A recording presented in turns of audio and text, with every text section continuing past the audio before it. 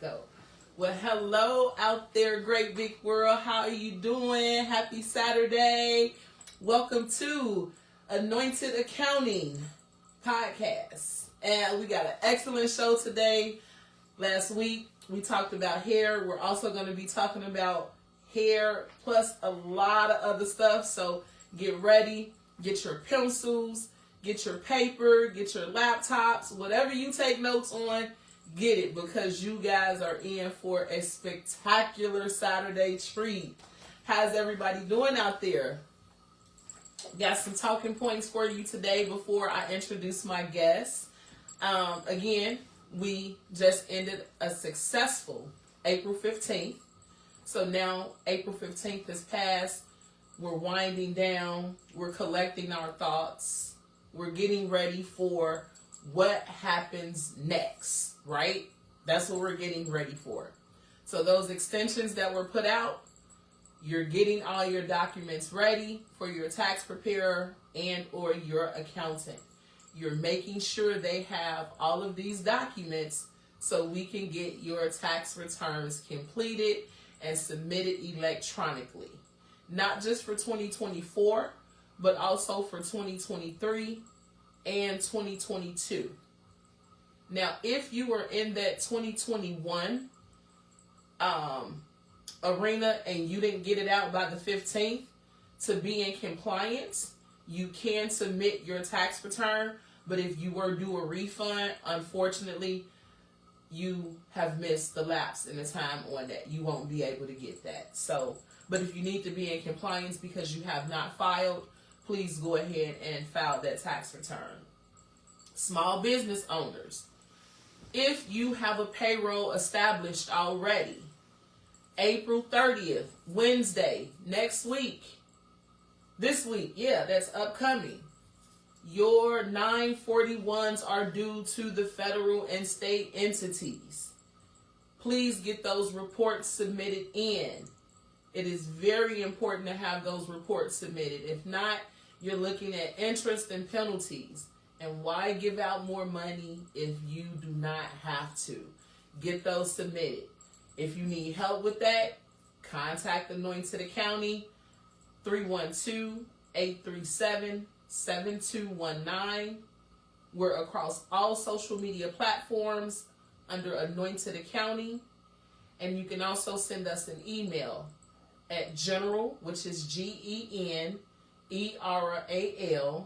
at anointedaccounting.com, which is ANOINTEDACCOUNTING.com. Yes. Also, if you were an individual that pay estimated tax payments or a small business owner that has to pay estimated tax payments and you missed that April 15th cutoff point, don't fret. You can still send your money in to the federal and state entities. They will still accept it. Trust me, they will not say your payment is late and send it back to you. Not at all. Send the estimated tax payment in because that's beneficial for you and it also helps you. Don't look at it as though you're giving away money. Send that money in so it could potentially help you when you're going in to file your 2025 tax returns. I just want to let you all know what Anointed Accounting is going to be doing in the upcoming weeks. As you all know, this is the last Saturday in April. Next month, we start Mental Health Awareness, which is the month of May. We got some exciting guests coming on that's going to be talking to us about mental health issues, illnesses, how to protect that. You know, we're just going to be involved and we're going to get so much knowledge that we're going to be able to help someone. So I'm really, really excited about that. Stay tuned for more of that information to come. I will be posting information on my personal page now and also the Anointed Accounting page. And as usual, you have my number. Give me a call. Shoot me a text message. 312-837-7219. Something to look forward to, my listeners and my viewers. a lot of topics that I have encountered, not just throughout my journey of accounting, but just in the tax time frame period, which most civilians say January 1 through April 15th.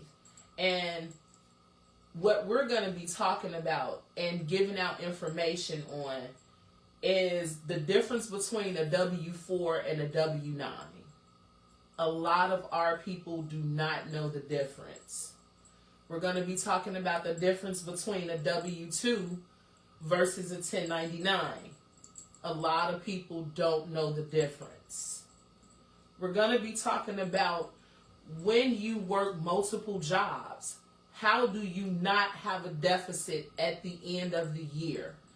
That information falls on your W-4, but if you're not aware of it, you don't know how to fix it. So we're going to be giving out information about that.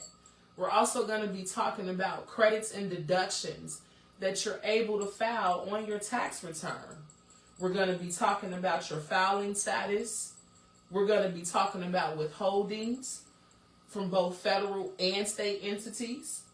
We're going to be talking about Form 1040 and so much more. So listen, everyone, I want you all to know that I care. I really, truly care. Shavonna cares because I understand that the struggle is real. And just like you, I have to pay taxes too, so I get it. But it didn't make sense until I got in the business of accounting to know what everything meant. So I say that to say that if I'm informed, I'm going to keep you informed because I love educating my people. And I also want you to know what's attached to your name, what's attached to your social security number is so very, very important when you're talking about finances. You need to be made aware of that. Okay? It's so very, very important. So we're going to be educating you on that here at Anointed Accounting. In the meantime, in between time, please share, like, or comment. And I'm actually going to be interacting more so with my viewers and my listeners because things got to happen. And in order for things to happen, we can't talk about it without making a change. So we're going to try to make a change because we're going to try to come together because our voice matters. Our opinion matters. And talking amongst each other is just not going to help it. So if you have any comments, you have any concerns, you have any questions, you have any topics, you have any trainings that you would like to be a part of or you want to have open discussion for, please send me an email, send me a text message, give me a phone call. Your opinion matters as well.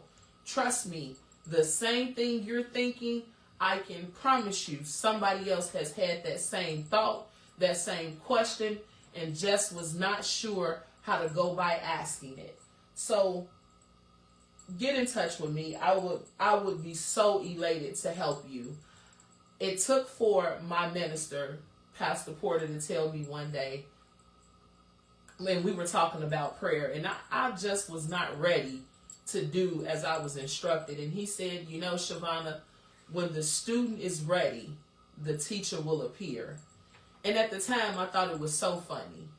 And maybe about 2 weeks later, you know, reality came and knocked me upside the head, and that meant something to me. That spoke volumes, and what that said to me, my takeaway from that was, how can you expect someone to go above and beyond measure for you, and you won't take that same time, energy, or effort and put it into yourself?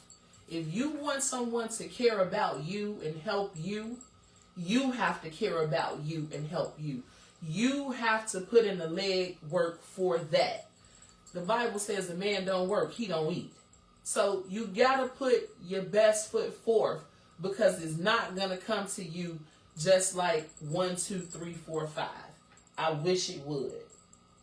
So, also my listeners, we're going to be playing like a game today, right? And so I want to test everybody out and see if everybody has been paying attention, and not just to this podcast, but the podcast that I was doing prior to this that started November 9th of 2024.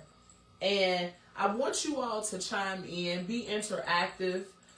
I want you all to know that, again, I don't just tell you I care just to talk. I tell you I care because I want to help you. And the best way to help you is if all of us get together and be active together and have fun together with it. Because taxes is not boring. It's not stressful as you think it is. It's actually fun depending on the crew that you are working with. Want to say hello to Cedric Freisen. How you doing, Mr. Freisen? Thank you for tuning in. Hey, Auntie Johnny May, I see you, girl. Hey, girl. Hello, Shay Maria. How you doing? Thank you all for watching. Thank you all for tuning in every Saturday. I know you guys could be doing anything else in the world, listening to anything else, but you choose to listen to me, and I am so grateful for that. So thank you. So my 2 poll questions for the audience today is, when it comes to your taxes, do you know your filing status? And are you aware of what tax bracket you fall in? Again, those questions are, do you know your filing status? And do you know the tax bracket that you fall in? It's so very important to know that. And I'm going to come back around and double back around and just see how many people are just aware of their filing status. Now, if you tell me you're single, I'm going to ask you, why do you think that that is your filing status? If you tell me that you're married, filing separately, I'm going to ask you, why do you think that that is your filing status? So don't forget, when you answer this question, a why is going to come behind it. So, and if you don't know, that's fine. Don't be ashamed to say, because somebody told me, or that's how I've always been doing it. This is a judgment-free zone. We're going to learn together, because I'm going to help you, help me, and help anyone else if I'm not your immediate accountant / tax preparer. Okay? Got it? Good. So again, one more time. What is your filing status? And are you aware of what tax bracket you fall in? Okay? So, I know I've been talking and giving out some great pointers, but everybody is just so excited like me, like I'm shaking. And it's a good shake because, you know, every week we get so much knowledge just from individuals that come on and that share their expertise, that share their passion and their love for what it is that they do, that I walk away feeling like I know what it is that they do. And when I can learn something and take something away from that, that speaks volumes. And I just really appreciate learning from others, just as well as others learning from Anointed Accounting. It's about working together. And any small business owner, if you're out there listening, you want to come on the show, you want to network, you want to talk about you and help grow your business, please feel free to give us a call at 312-837-7219. I wanted to get a number before the area code. See, that's just how excited I am about today, because I know I'm going to learn so much today. I am going to learn so much. I'm just super excited. So I know everybody has seen the post. I know you guys have seen my story. Without further ado, I want to welcome our lovely guest, Patience Morris, owner of Project P LLC. Come on in, girl. Hello. Okay. How you doing? Girl, it's Saturday. How are you? Me. How are you doing? That's the question. I'm great. How are you doing on this Saturday? I know y'all see my pee. Y'all see my pee for patience. Y'all see my pee. I got to pee out there. I got to pee. I got to pee. Y'all don't know. It took me like 45 minutes to make it right. 45 45 minutes, but that's okay because, you know, I'm in the learning profession. Being crafty is not my best, but it's okay. I'm learning. Well, Patience, I just want to say thank you for coming out. Thank you for having me. On so this excited. Saturday. It's nice outside, my type of weather. Exactly. It could be a little colder. Out. That's okay. Oh, it's colder? Yes, you know I love the cold weather. Cold. I can't. I need it to be like 10 degrees hotter, and I'll be happy. Then that'll take us to like 70 something. Exactly. And up 70 to 90 is my like happy place. No. Yeah. No. Boo. Well. Sure. Well, we have a great show for you all. If you all want to ask questions, please feel free to put them in the chat box. We're going to announce those questions. We're going to get into this with Blended P. Oh my God, I'm just super excited. So, Miss Patience, oh my God, I'm so excited. I've been waiting for this since what? February, didn't you asked me, I think? To come Yes, on I asked you back in February, and you were so hesitant at first, and then you was like, well, okay, do I got to come in the beginning of the month? I was like, no, so I was hoping you was going to come in the middle.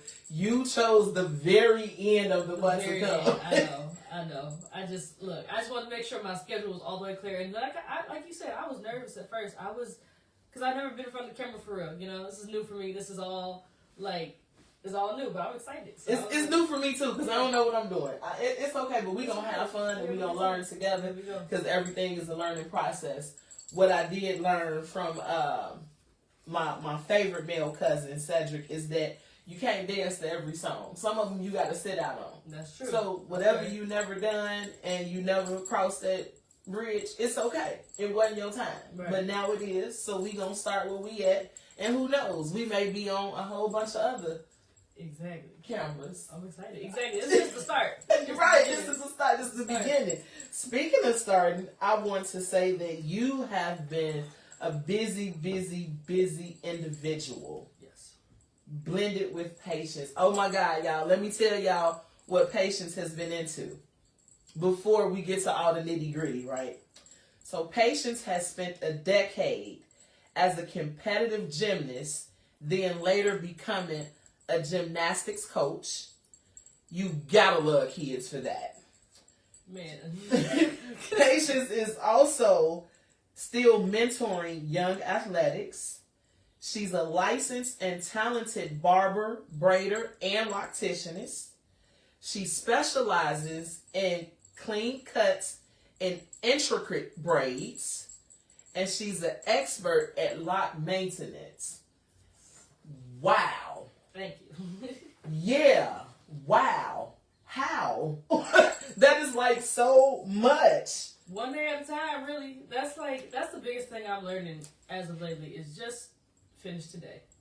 One day at a time. Because everything is overwhelming. Because I have so many dreams and goals and things that I want to accomplish. But when it gets to be too much, it's like, okay, I'm doing, like you just named, all these things. But just finish today, and then we worry about tomorrow when we get there. You'll worry about tomorrow. So you're not going to plan it out. You just going to, I'm going to focus on these 24 hours. Plan it out, but I'm not stressed about tomorrow, because I got to finish today. Because tomorrow got their own problems. Exactly. Okay, I got it. Don't plan the problems. We'll work on tomorrow when we get there. But that is just such a lot. So to come from a gymnast to a licensed stylist barber, that has no relationship at all. So here's my question. Here's what I've been wanting to know since forever and a day, right? So were you at home one day, like as an adolescent, you sitting down playing or talking with your sisters and brothers, and you just jump up one day and say, Mom and Dad, I know how to use scissors. I'm going to be a barber. Is that how that went? Like, I want to know. So, I've been braiding and doing locks for the longest. Like, I had locks when I was younger. When I was 5 years old, I got locks. And I had them until about 12. So, I've been doing locks and figuring out hair and, how to style and stuff on myself and my sisters. And when I was 10 years old, I can remember my mom wanted to cut her hair. And she was like, I want to cut it into a bob. And I was like, let me try. And at 10 years old, when I tell you I killed that bob, I was like, oh, okay.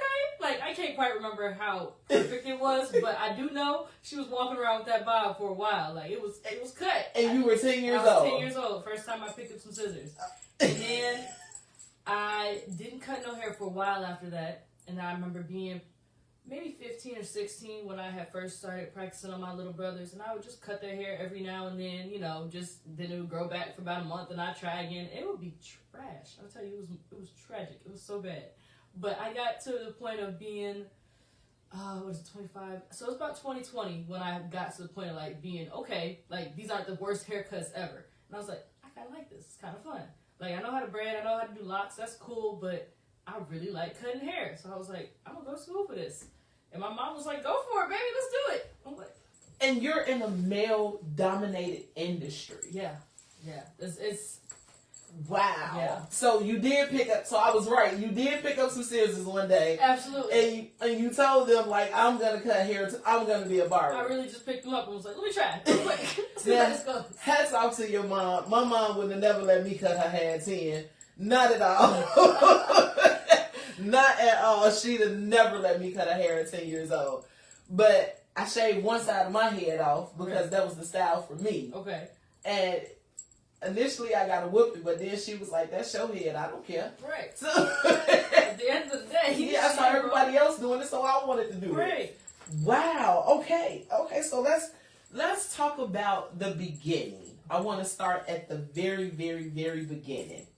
So also during my research, I noticed that you design unique, not just apparel, but unique apparel.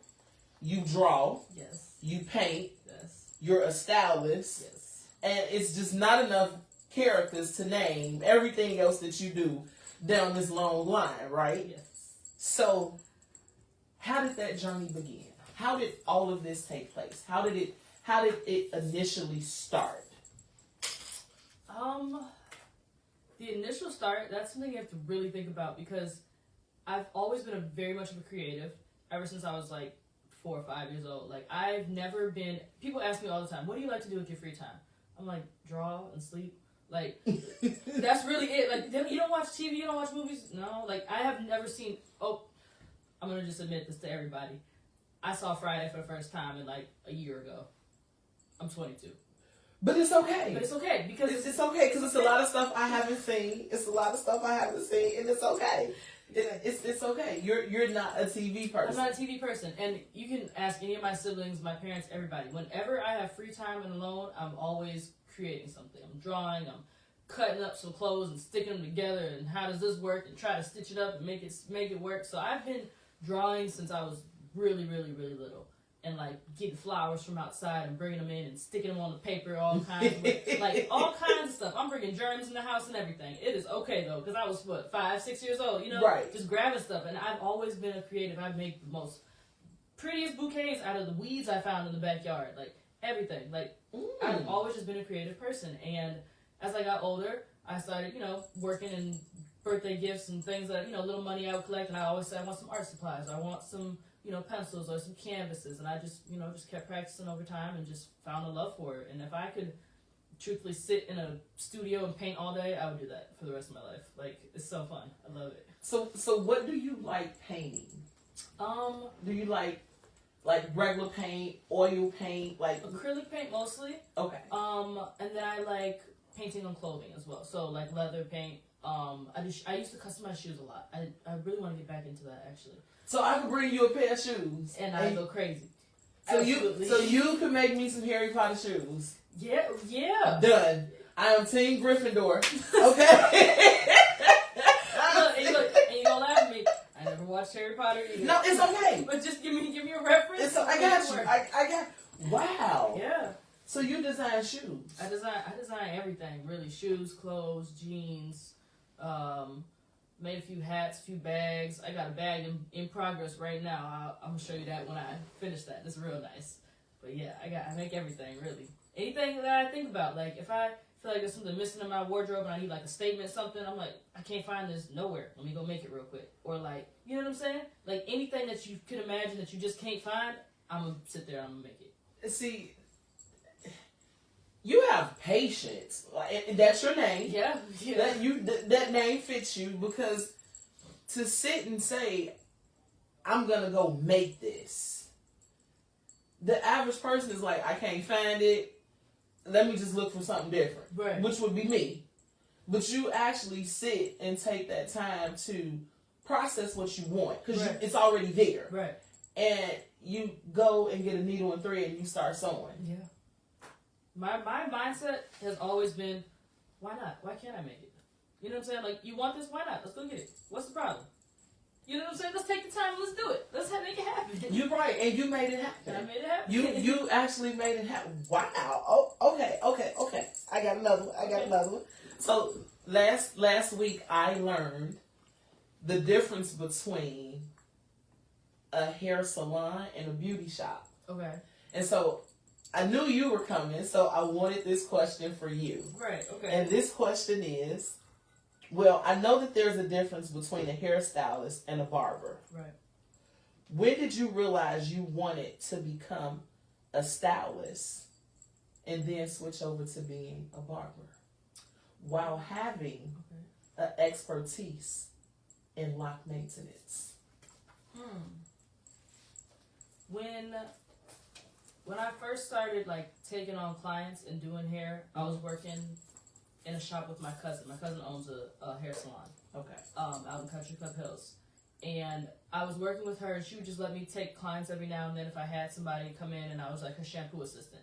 And so I would do that and do locks and everything, and then it would take, 2.5 hours when I was first starting, maybe even longer, 3 hours. I'm like, that took forever. And then I would send people to the barber shop to go get a lining.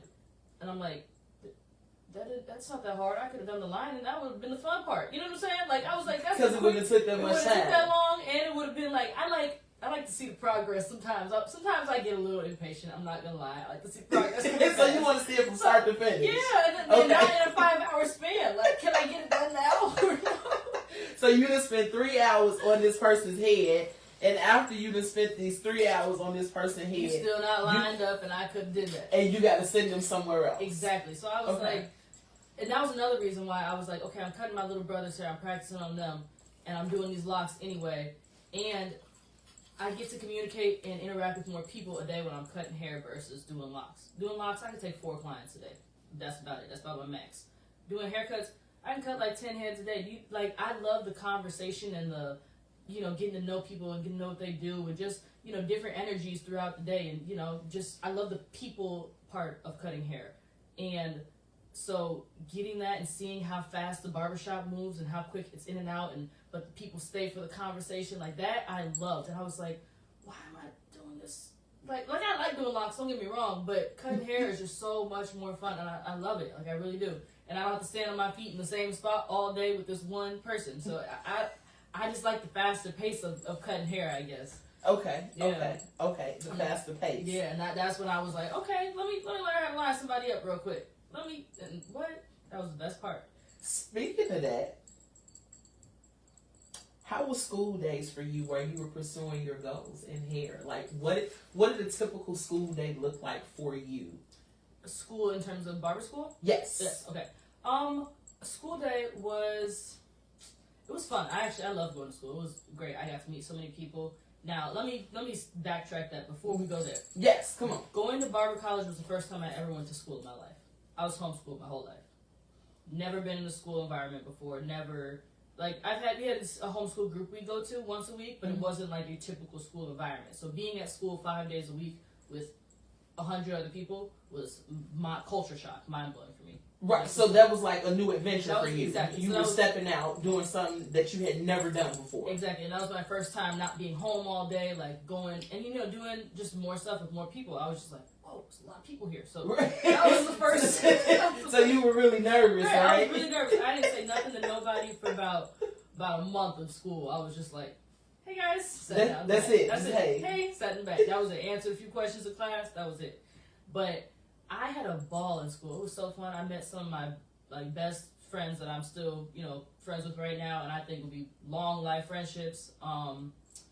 But a typical day looked like waking up at about 7:30, 8, getting to school by about 9. Mm-hmm.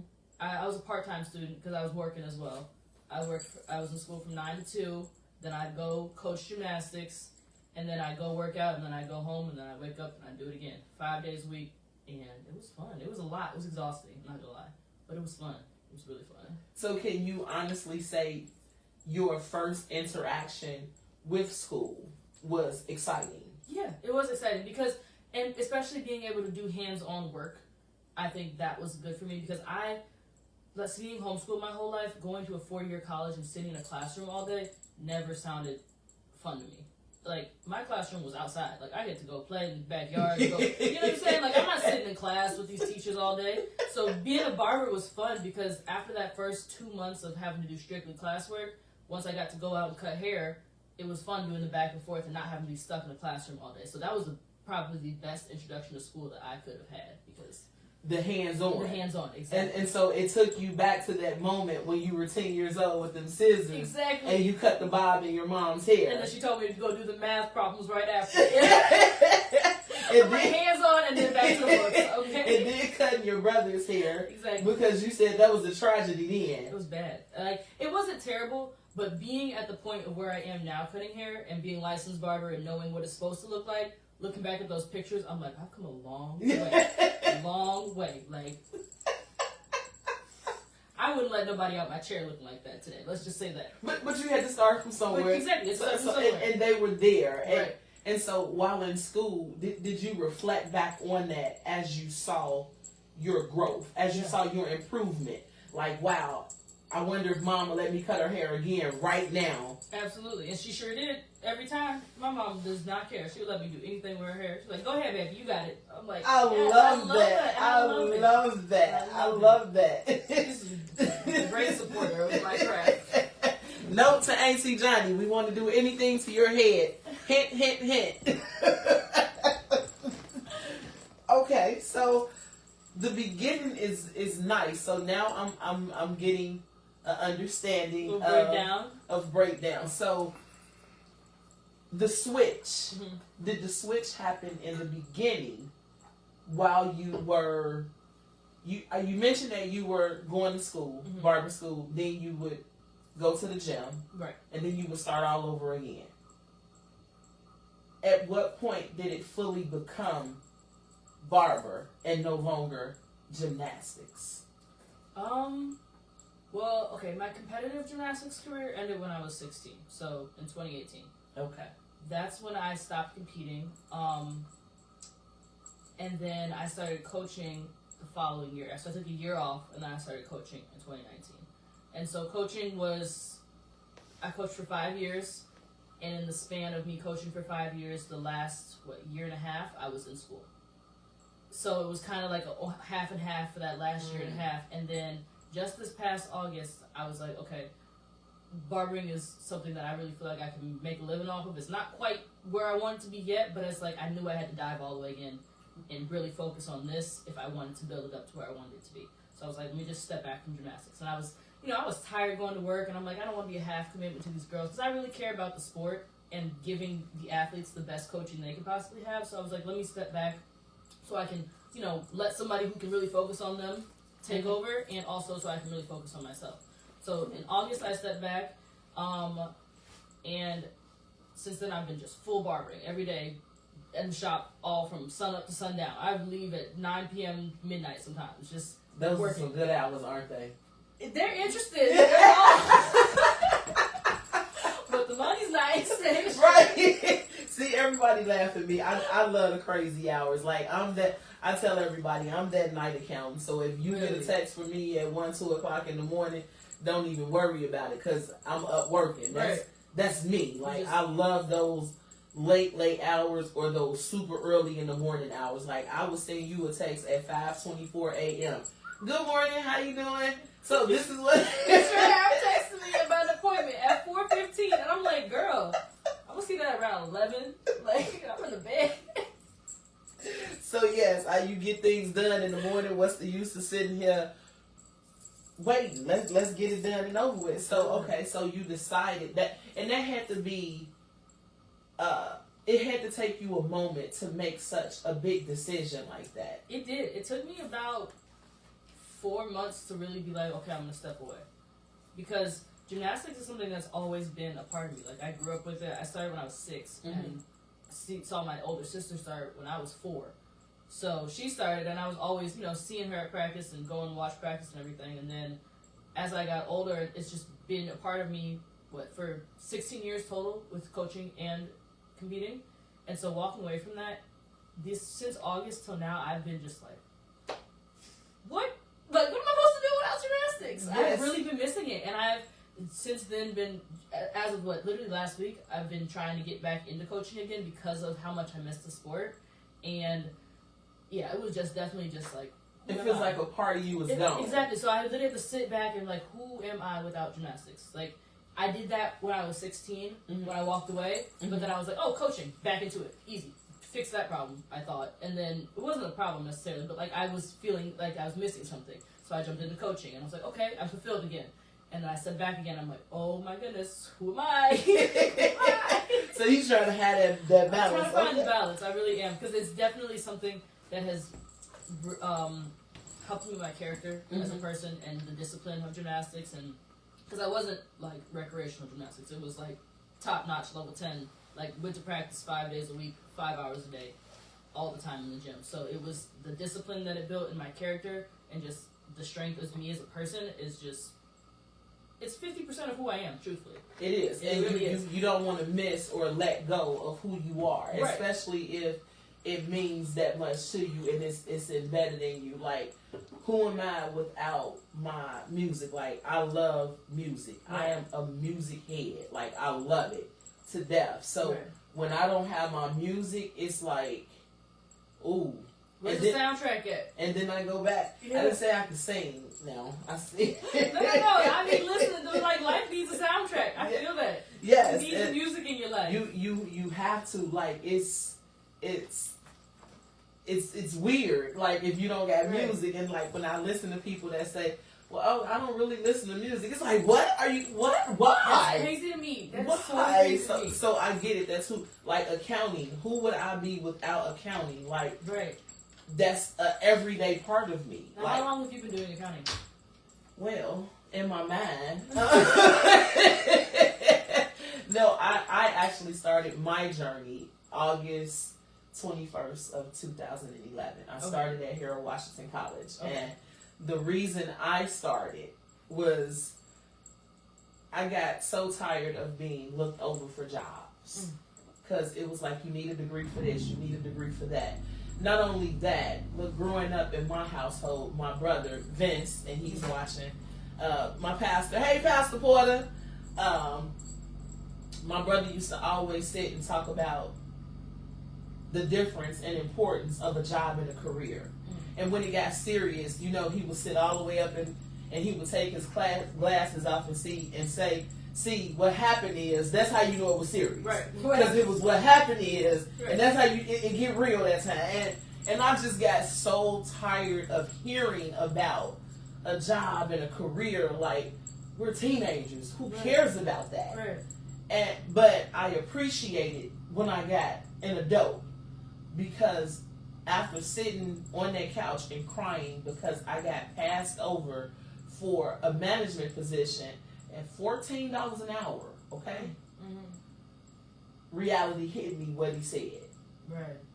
There's a difference between a job and a career. Right. You want a career, you want somebody to see you, you're going to have to go to school and get that sheet of paper. Right. Everything else will fall in place after that. And I did. I went to school. I got all 3 sheets of paper, which is the associates, the bachelor's, and the master's. Yes. And I intend to go back, Lord's will, for my PhD. Okay. So nice. yeah, it's literally because of my brother. Like, yeah. And then I told you about my pastor telling me, when the student is ready, the teacher will appear. Exactly. So yeah, that's how I came into accounting. That's amazing. And I love it. Like, I would not trade it for nothing in the world. Like, I get literally upset when I feel like I'm not getting my point across to somebody. Like, this is important. You need this in your life. Right. You have a passion for it. I do. That's I have good. a passion for helping people. And somebody once helped me. And you got to pay that forward. Yeah. You have to. And on so many levels. And just to help someone, that helps me, grow as a person. Right. Like you said, with gymnastics, you have that discipline. This helps me grow as a person. Right. And I just appreciate the aspect of it. And then I learn more and more and more and how to do my finances better. I can't help nobody if I'm not right. Right.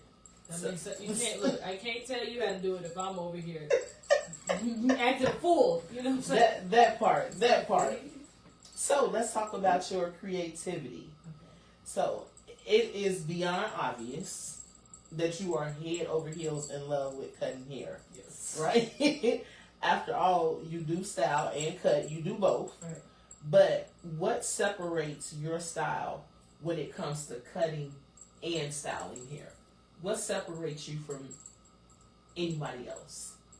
I would say the thing that helps me in terms of being able to style and cut hair is that I understand how to cut hair for certain styles. A lot of barbers, like when it comes to doing braids or locks and stuff, say someone wants to get some starter locks, they go to the barber shop first and get their taper real quick, and then they come to get their locks, and now they got these little tiny short hairs on the side because the barber didn't understand that he needed to do an undercut rather than blending it all in, because like your hair is considered an undercut because your locks are at the top and everything else is short underneath and it doesn't blend into it. Oh, it's okay. It's like a dramatic drop off, if that makes sense. Okay. So the confusion gave it away. I was like, she's not following. That's okay. No, help me and my listeners. Right, no, I'm sure the guys that's watching know what all this means. But not everybody does, though. Okay, so let's educate them. That's what we do at Anointed Accounting. Exactly. Let's educate them. So a lot of my times, hair is called, what's this called? It's considered an undercut, or a blunt, a blunt cut off. Like when people have their hairs down, but they have a cut straight undercut off in the back. Right, that's an undercut because the hair in the back doesn't blend into the hair at the top. It's a blunt line. Okay. Everything is short underneath. Okay. When it comes to locks and braids and stuff like that, that's how it has to be so that you don't have these extra hairs sticking up. Like when your hair grows out and you hate when it has those extra hairs sticking up, and I always cut them down on you. Because if you just don't understand the way the style works, you don't understand how to cut those certain hairs sometimes. And you have to go back to the barber shop again because their barber didn't understand how to cut it, and then the stylist couldn't twist all those little pieces in. So me being able to do both it's a one-stop shop, which makes it stand out because you don't have to go to different chairs, much less go to different shops.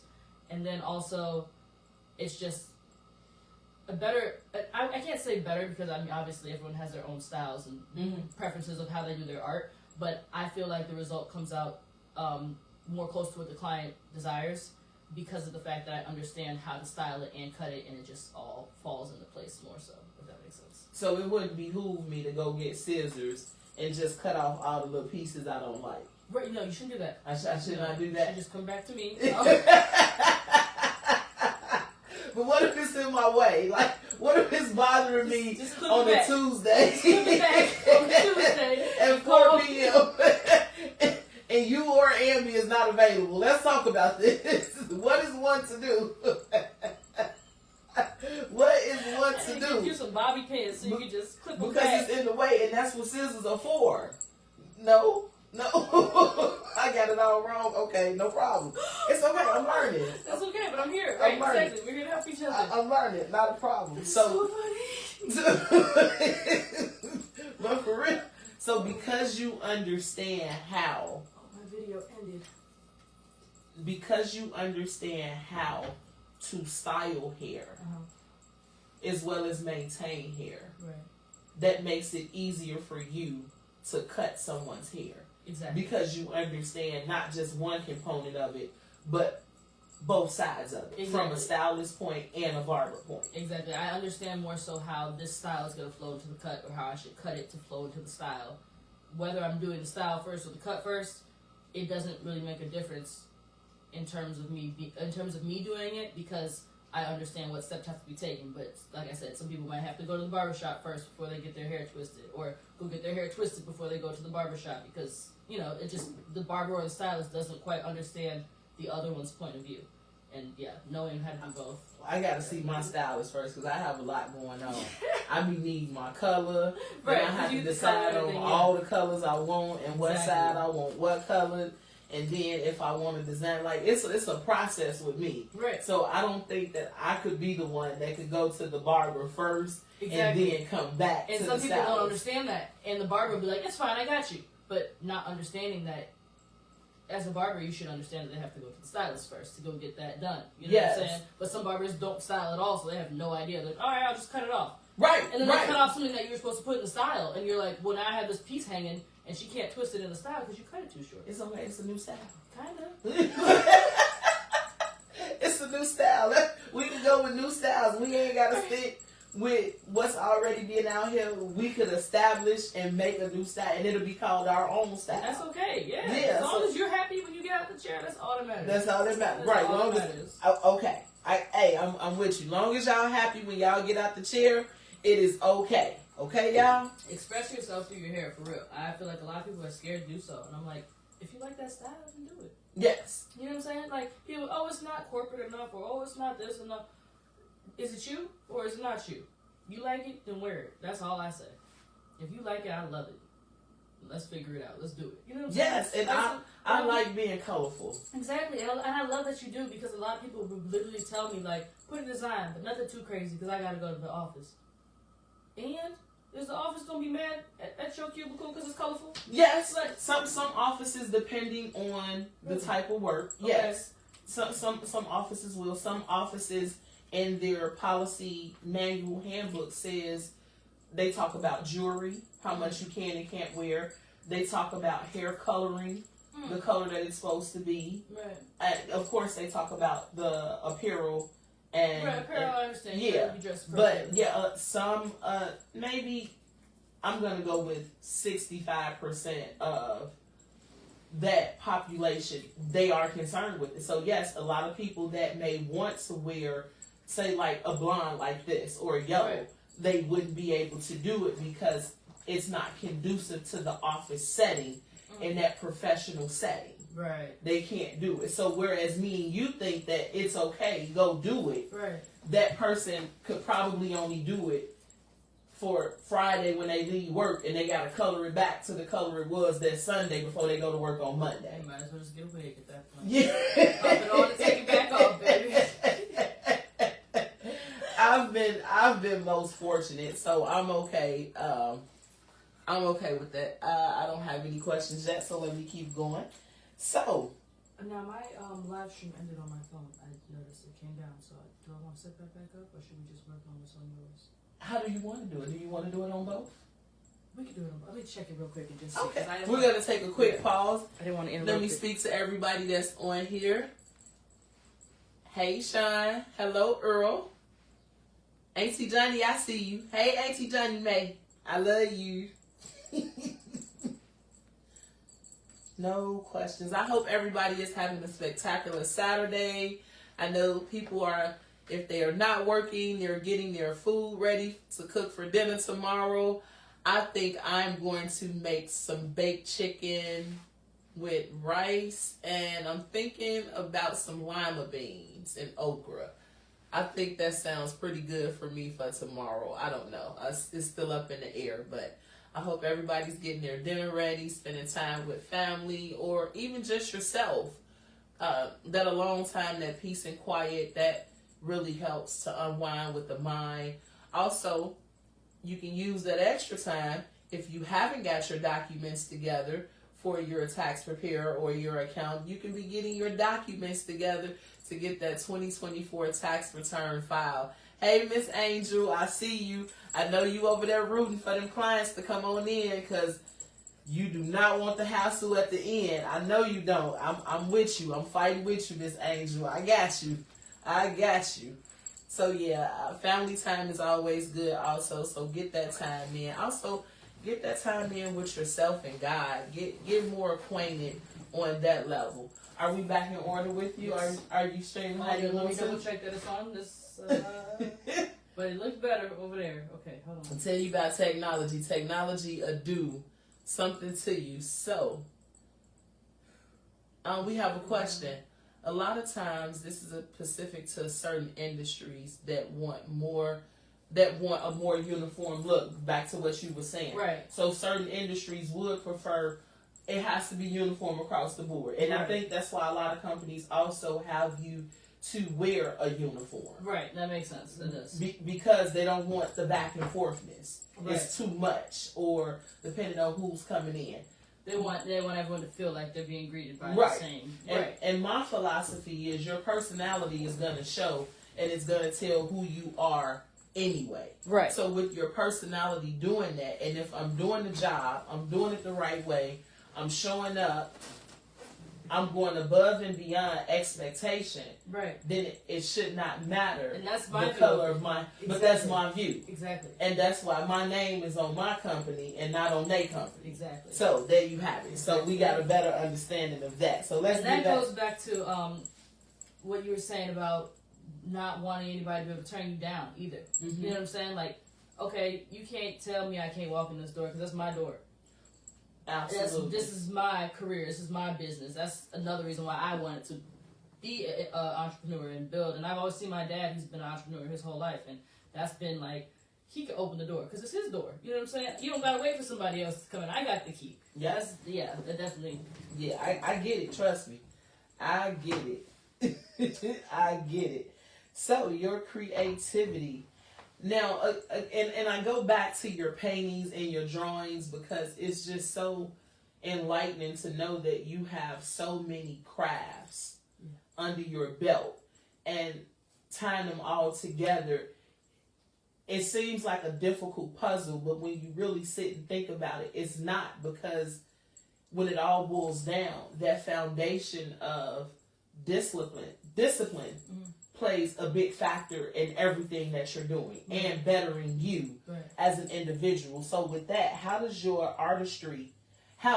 artistry influence you as a barber? Artistry, it makes me really good with my hands.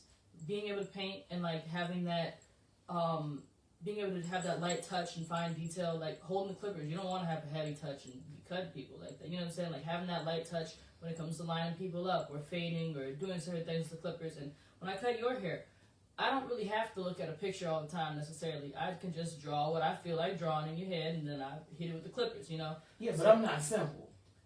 Right, but even with simple designs, like a lot of times it's the fluidity you have to have with your wrist and being able to understand how to turn the clippers and draw and use the pencil or whatever you're using to make the certain lines and the curves, no matter how simple it is or how extreme it is. No matter how extreme it is either, it's always just the simple techniques applied to a more extreme level. It's all the same thing, if that makes sense. If you understand how to use your clippers a certain way to make curves and lines, you can make the craziest thing or the simplest thing. It's all the same foundation, if that makes sense. Yeah, it does, because you got the starting point, right, and you got an ending point, and you have to understand which simple techniques you're gonna apply to this complicated start and end to make it look like what you want to do. Yes, and that's why you're a barber and I'm an accountant. Because it's so much to this hair thing. It's just so much to it. Like I didn't think I thought it was like, okay, fine, let me get up and brush my hair, comb it today, and I'm good. But no, it's so much more to the maintenance alone for hair care is stressing. It is. I'm not even gonna lie to you. It's stressing. It kind of is. And it's something that you have to really embrace as like a part of your life. Otherwise, you're gonna see it as a task forever, and it's gonna stress you out. It has to be like, wake up, brush my teeth, oil my hair. Like that's something that has to become routine. Hair care does over time. Obviously, everyone's not perfect at it, but designate a day out of the week. Start with that to make sure your hair is how you like it and taken care of and oiled and moisturized properly and shampooed and everything. And then you'll get better at it as it goes, you know what I'm saying, throughout the week. Yeah, you gotta add that into like your daily routine. You do. We got another comment. Auntie Johnny says, you got to love what you're doing, first of all, to do what it is you're doing. Exactly. And I guess that's what makes it so unique for you. Right. Because you're in love with what it is you're doing. Right. And it all flows together. It does. And I like that. Like I so love that. So, what role? We know what your artistry does for you being a barber, but what role does your line of apparel and paintings play for you as a barber? So how does that factor in? Like, I get the paintings with the paint, the light touch, the wrist, but now we're incorporating your apparel with this. Like, how does that play a role in this? I would say, in my mind, it plays a lot of roles for my future, but I haven't put it out to the public yet, if that makes sense. Like, okay, so it's G14 classified. Exactly. Okay, no Area problem. 51. Okay. But coming soon, though. Coming soon for real. Like, I want to incorporate apparel and art into my craft. Into, like, small example, even though it's classified, but small example, like capes and like barber equipment and wear, like clothing wise, you know what I'm saying? Like smocks and capes that you go around your clients and stuff like that, simple stuff like that, or shoes that are comfortable to wear all day when you're standing on your feet, but they also look real cold because it's got some hand painted something, you know what I'm saying? Like, that's just a brief. Oh, so you gonna be snapping it's for cooking. real, for it's real. Cooking. It's cooking real fast. It's getting hot here, okay? It's cooking. Promise you it's coming soon.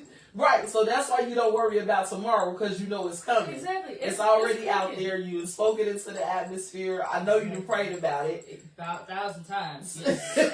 It's coming. So it's like, okay, I know this coming, so I'm not going to focus on that. I'm going to only worry about right now, in the moment. Exactly. Got it. See, I told you, I'm learning. I'm getting this hair thing. Do you see any connection between gymnastics and the work you do as a barber and as an artist? With people skills and communication, yes. In terms of the actual arts of it, not a whole lot. Gymnastics is very much a sport based off of the science of physics. Barbering is angles, which is slightly physics, but not really. It's more so like geometry type angles when it comes to like the math of it. Because cutting hair is really, if you understand angles, anyone can cut hair. There's a science to it. You know what I'm saying? If you understand the science of it, it's like understanding a math equation. If you know how to do it, you can do it. You know what I'm saying? You just have to take the time to learn it and understand it. Gymnastics is quite the same. If you break it down, it's the physics of it. But what I have taken the most from it on both sides is my customer service skills, my communication, my being able to relay certain things to athletes when coaching, or relay certain messages to their parents when it comes to, okay, this kid's not getting this skill, this is what we need to do to get there. You know what I'm saying? Because I started coaching very young. I was, 16 when I started coaching? 17 maybe? I didn't know how to talk to nobody about their kids. And you're talking to the parents, not the kids, but right, the like parents. I'm coaching the kids in class, but then I have to go out after class and talk to the parents and tell you that your kid is acting a fool and don't want to get this skill, and you're mad the kid doesn't have the skill, and you blame it on me. Okay, let's reason. Like, you know what I'm saying? Let's negotiate this. Let's start from the beginning. Exactly. Let's figure out how to solve this problem. You know, so doing that at such a young age, coaching and having to, oh my gosh, I hated it so much. My boss would always tell us, everyone has to go talk to like 3 parents every hour of coaching. Like, because the classes were like once every hour when I first started coaching. Those recreational classes. At the end of each hour, everyone has to go talk to 3 parents. I was like, 3 every hour?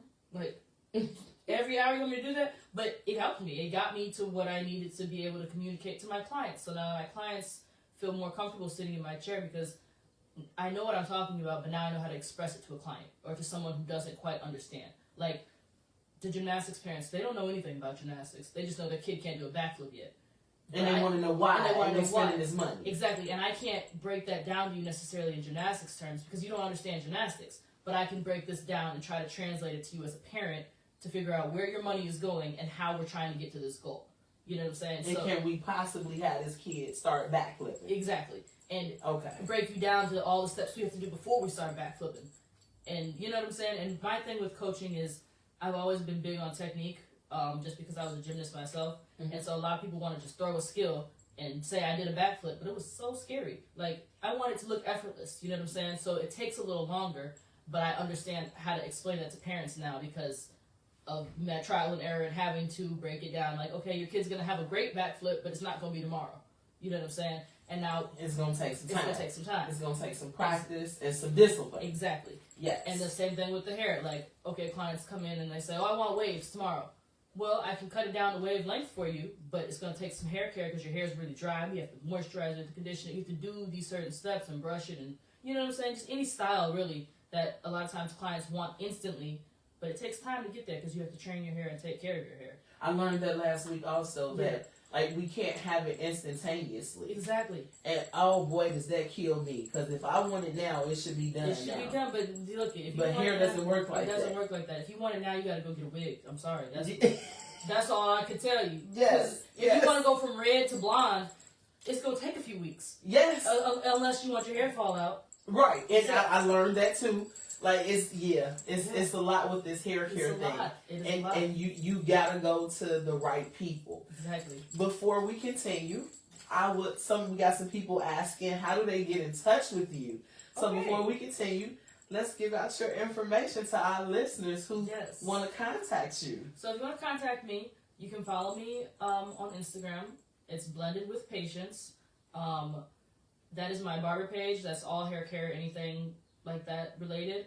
If you have any questions, you can text my number. It's 708-654-7603. You can contact me on that number for gymnastics purposes and hair care purposes. All of the above, really. If you want some custom shoes, hit me up too. And then I also have a booking link for my appointments for haircuts, locks, braids, facials, massages, all of that. I do a lot. So yeah. So just go to my bio on my Instagram, and there's my Booksy link, and you can see all the services I offer and all the times and availability for everything. Now let's take it a step higher. Let's talk to our people that don't got time to get on the internet, or just not user friendly with a computer. And we going back old school. I just want to pick up the phone and call you because I ain't got time for all that. And that's can cool. Can one just up and call you? Yes, you guys can call me too. I do answer the phone as often as I can. And if you don't, you'll return the call. And if I don't, just leave a message. I'll return the call or text me, one of the two. I will get to you as soon as I can, and then we can go from there. If you have a flip phone, I will help you book that appointment. If you have an iPhone, a smartphone, I'm going to send you my booking link, and then I'll walk you through the site and everything, and we'll figure that out. Oh, and what's that phone number again? 708-654-7603. Y'all got that, people out there that's listening? And again, we're going to have this information readily available for you. We're going to make sure you have it just to get in touch with Blended with Patience. I'm telling you, this is so exciting. So, here is my favorite portion of the interview. Okay. Pop quiz. Uh-oh. What? Yeah. Uh-oh. What? It just sounds intimidating when you say it. No, It's like, I had a laugh and a smile with that. Who does not like pop quizzes? Listen, your teacher always laughs and smiles knowing somebody's going to fail that pop quiz every time they throw it out. So the smile don't hurt. That's true. You know what I'm saying? That's true. Like, boy, as a coach, I'm like, all right, conditioning. The kids are crying. Let's go. Because that's something they're not looking forward to. I get it. But, okay, we're going to see if you pass. And it's okay if you don't. Okay, let me hear it. Because it's a learning tool. Yeah. So, as an entrepreneur, and as someone that wears many different hats, of course, the services are not free. Right. Are you keeping a record of your income and expenses? Best I can. Best I can. That is good. I won't say no because I do keep a record. You're trying. But I'm trying. And I know I need to get better. But I'm figuring it out, like I said, one day at a time. One day at a time. If I forget to write it down today, I know I went to the store yesterday, so I'm going to do that right down tomorrow. You know what I'm saying? One day at a time. I'm not about to stress. I do my best. Yes, the beautiful Bam said, hey, beautiful Bam, thanks for tuning in and watching. So, see, that wasn't a bad question, that was it? Cool. I like see, it. Because it's like a little, hold on, girl, get better at that. A little nudge for me to focus on that. You know? See, I love my pop quizzes. Okay, so now we're going to get into, again, entrepreneur. See, and that was a part of my pop quiz question. See, I love it. So, good flow. Tell us about Project P LLC. First of all, that's like a really cool name. Thank you so much. I just really like that. I just really like that. Thank you. So, tell us about Project P LLC. Like, I'm all ears. Okay, well, it's not, okay, I won't say it's not a lot to tell, but there's a lot where it's going, more than where it's been so far. Let's So, hear it. but one day I was sitting, just probably chilling in my room, and this is what I do. And I was thinking, I was like, I need to establish, you know, an actual business on paper, and because I want it to grow and, you know, have time to grow. I don't want to be 10 years down cutting hair for 10 years, and I could have had this business built up and stacked up on paper, you know, because I'm understanding the importance of paperwork as of lately, and I'm only 22, so I just started in this world, but, and especially in the business side of having my own, like, I've had a job, obviously, but I haven't had a business before, and I'm like, okay, let me research and figure out what I need to do from the start to make sure I'm set for any future endeavors that I want to do. And I'm like, okay, I need a business name. I'm like, okay, I do like 9/11 things, so what name can cover everything that I do, you know what I'm saying? And so I came up with Project P because it's kind of, the vision I have for it is to be the umbrella over everything I do. The main business over all the individual, you know, services that I provide. Obviously, Project P can be anything. I mean, it's very broad, but it's very me. P is for patience, obviously. So it's Project Patience in everything that I do, whether it's going to be an art section or a barber section or a, you know, gymnastics section, but it's the umbrella over what's going to, I guess, shelter everything that I'm creating in my goals, you know? Let me start by just saying this first and foremost. As an accountant, the fact that you are 22 and you took the liberty to do research and know that you needed to start something and have it on paper, that is amazing. You will be surprised how many people are just not informed. Yeah. And I really, really love working with those people. The fact that you stepped out and you did the research, you opened your company, and I'm sure you keep your company open by filling out that annual corporate report every year. Mm-hmm. That is amazing at 22. My hat is off to you. Blended with P. High five. Project P LLC. Thank you. Girl, you on and popping. Whoa. Okay. Thank you. We have a question on the board. It says, how good are you with working with seniors? I think I'm very good. Personally, my older clients have a ball. Oh, you got older clients. What? I got plenty of older clients. Now, are we asking for haircuts or for fitness and gymnastics wise? We're asking for haircuts. Okay, haircuts, yes. My older clients love me. I love cutting my older clients because they're just a vibe. Like I said, I love the communication and the conversation of cutting hair, and I love to learn from any and everybody of all walks of life, especially older people, because they've seen it all. Like, they've been through the Great Depression. So, like, what can you not teach me? You know what I'm saying? Like, for real. I love my older clients, and they're peaceful, and they're calm. I love their energy. I have some snippy ones, but I love them too. They're sweet. They're sweet and snippy. It's okay. It's okay. But yeah, I make overall, you're good. Yeah, I make as many comfortable accommodations as possible because I understand some people are older and stiffer and can't quite feel comfortable in the chair. I make sure that if you want to lean back instead of sitting up, we'll make it work. Like, whatever makes you comfortable as a client, that's for all my clients too. It's not just older clients, but I feel like my older clients appreciate that accommodation as well. They definitely do. I got services to make your grays look popping. I got services to make everything look good. Like, for real. Like, we can do anything. Your neck stiff, we'll rub it out. Let's do it. Because you also do massage. Massage therapy, yes. Yeah, exactly. like, boy, y'all do everything. Yeah. I'm telling you. Like, as a barber, we're licensed to service clients from the waist up. So, really? Yeah, anything waist up. We can do manicures, we can do razor work, anything, facials. I do massages from back to shoulders, arms, neck, face. Yeah, all kinds of stuff. There's a lot. And they teach you this in barber school. They teach you all the basics of everything in barber school, and they dive deep into actual hair cutting and razor work.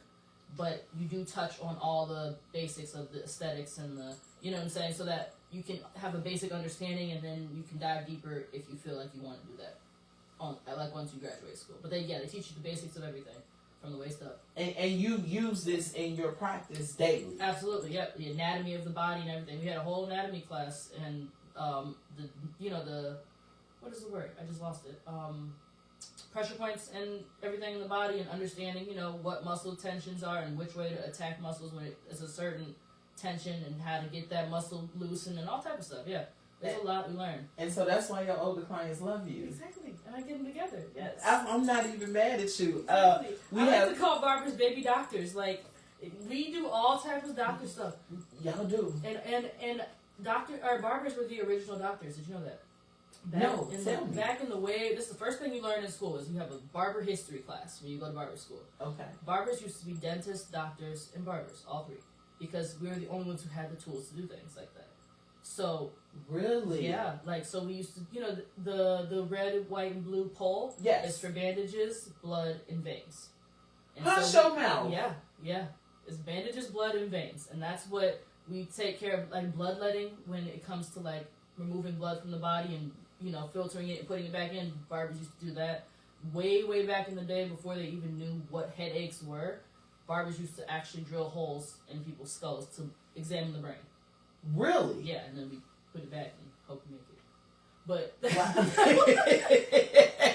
was way back in the BC. I don't know. That was a long time ago, though. Okay. What? That is I did not know that. Barbers are the original doctors, and so we learn a lot of anatomy and, chemical usage and, what is the other word? I don't know why I'm losing thoughts of words right now. But we learn a lot of...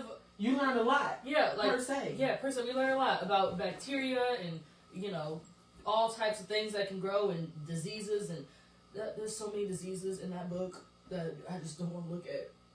But you're in that field. We're in that field, though. So any kind of skin conditions that people get, all types of things. Like, we need to know whether or not that's something we can treat, or we can give you treatment for, or tell you what to get, or if we have to send you to an actual doctor. Like, there's certain things, like some things are so bad we can't even service you, and we have to say, go get that taken care of, and come back with a doctor's note to let me know that I am safe to put this razor on your skin. It's that deep. It's that deep. And if you don't do it the right way, you will just spread the issue through either your client that's in your chair and spread it to another part of their body, or spread it to other clients if you're not sterile with your equipment. And that can be dangerous. That can be very dangerous. And you're opening up for lawsuits and everything all else. types of stuff. You can really hurt somebody like that. So, oh wow. Yeah. So, Dr. Fortman says it sounds like you are really good with your clients. And Dr. Fortman, I could agree with you. Thank you. So, wow, I didn't know that. Like, whoa. Yeah, doctors. Okay, so my next question for you is, do you see yourself combining your different creative passions into one business or brand? I do. I can see myself with a big old warehouse one day that says Project P, and it's got a gymnastics gym, salon on the other side, and an art studio in the back. Like, truthfully, I can really see that. That's the goal. Good. So we got a big building. If we want to come get painting or paint or draw, we can go to that section. Exactly. If we want to get apparel and custom stuff, we can go to that section. Exactly. And now if we want to get haircuts, massages, hairstyles, exactly, we can come to that section. And then you can send your kid over there while you're getting yourself together, and they can go flip with our coaches. And learn gymnastics. And discipline. And discipline. Exactly. Seriously. Think about that. Drop the kids off, right? They got practice for 4 hours. You can go and be a creative little artist and get your hair done. Like, think about that. That'd be a vibe. Get a massage and everything. That'd be it. That'd be it. Y'all don't steal my idea. So we have a question. Can you both talk about entrepreneurship and when you started? The next question is, when you perceive it, believe it, and have faith in it, you can achieve it, and that's from Dr. Fortman. Thank you. Yes, and she does believe in it, as you can see, Dr. Fortman, because I did not, first of all, I didn't know what the red, blue, and black, the red, white, and blue sign meant. Yeah. I thought that they were just really in love with the flag and took the colors from the flag. That's universal. Forget American flag. That's every country ever. That's the barber pole, universal. The whole world knows. Really? Yeah. So it's not just here. No, that's a universal logo, red, white, and blue. Yeah. Sometimes they do it in black and white, but typically it's red, white, and blue. You know what I'm saying? Like, got it. Yeah. Got it. Shout out to Sugar. How you doing out there? See you online looking at us. Okay, so my next question is, how do you... I know you've heard of a writer's block. Mm-hmm. When a person is trying to write and they just get stuck. Right. Of course you know, because painters do it. Right. Creative block for sure. Yes. How do you handle a creative block when it comes to cutting hair? Ooh, that's hard because when you have a creative block, or even like, I always send my clients out of the chair with a product that I'm satisfied with. But sometimes I look at a haircut and I'm like, I know I could have made that just like 2% better. Because I'm always learning, I'm always growing. You know, I always want to make things better. Mm-hmm. And sometimes I feel like, okay, it's really good work. My client's happy, but I feel like I could have done just a little bit better. And I go through that sometimes because I'm next to some of the most talented barbers in the industry, and it's hard cutting next to people who are got 50 years in the game, and I started 3 years ago.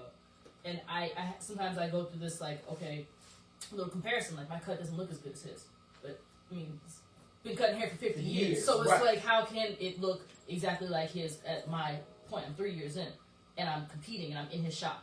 So it's like, yeah, I'm doing great, but also I go through that little struggle of feeling like it's not good enough, but it's hard to deal with that when you have to keep servicing clients, and you have to keep producing a good product because they're paying you for this. So it's not like I'm at school and I can just take a break and be like, I'll try again, you know, right? Because no, people, their livelihood depends on their hair being good, so they can go to work. Right. And I have to keep servicing these people, you know what I'm saying? So the thing that really helps me, I would say, is I sit back and I reflect on my haircuts when I take pictures of them, and I just focus on the little details that I could do better. I ask a lot of questions in the shop because, again, I'm with very experienced barbers. Mm-hmm. So I just go through little questions and ask them that. And then a lot of times I will just watch barber videos, and it's a reminder that, because every haircut video you ever watch, they just emphasize the basics over and over again. The foundation. The foundation of it. The foundation of the basic 4 to 5 steps it takes to cut hair. You know what I'm saying? They always say, take your time, slow down, don't rush. And that's all I do. I just take my time, slow down, and I don't rush because it's easy to get lost in the speed up, get your clients in and out faster. Because, again, it's a business still. It's not just cutting hair for fun, even though I cut it. Cause I do it because I love it, but it's it's business. It's your bread and butter. Exactly. No one wants to sit in the chair for 3 hours getting a haircut. So it's like, I got to get you out the chair, you know, in 45 minutes to an hour. But I also have to have a product that looks good, but also take my time and do it right. Because if I'm rushing and doing it wrong, if I'm rushing, it's going to turn out how I don't want it, if that makes sense. But when I take my time and do each step correctly, it helps me, like, okay, slow down, just go back to the basics, and then we'll try to do that crazy stuff and get more creative again in a little bit. You know what I'm saying? Yes.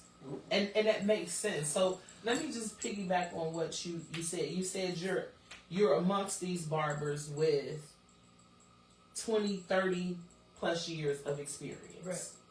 And you only have 3 years in.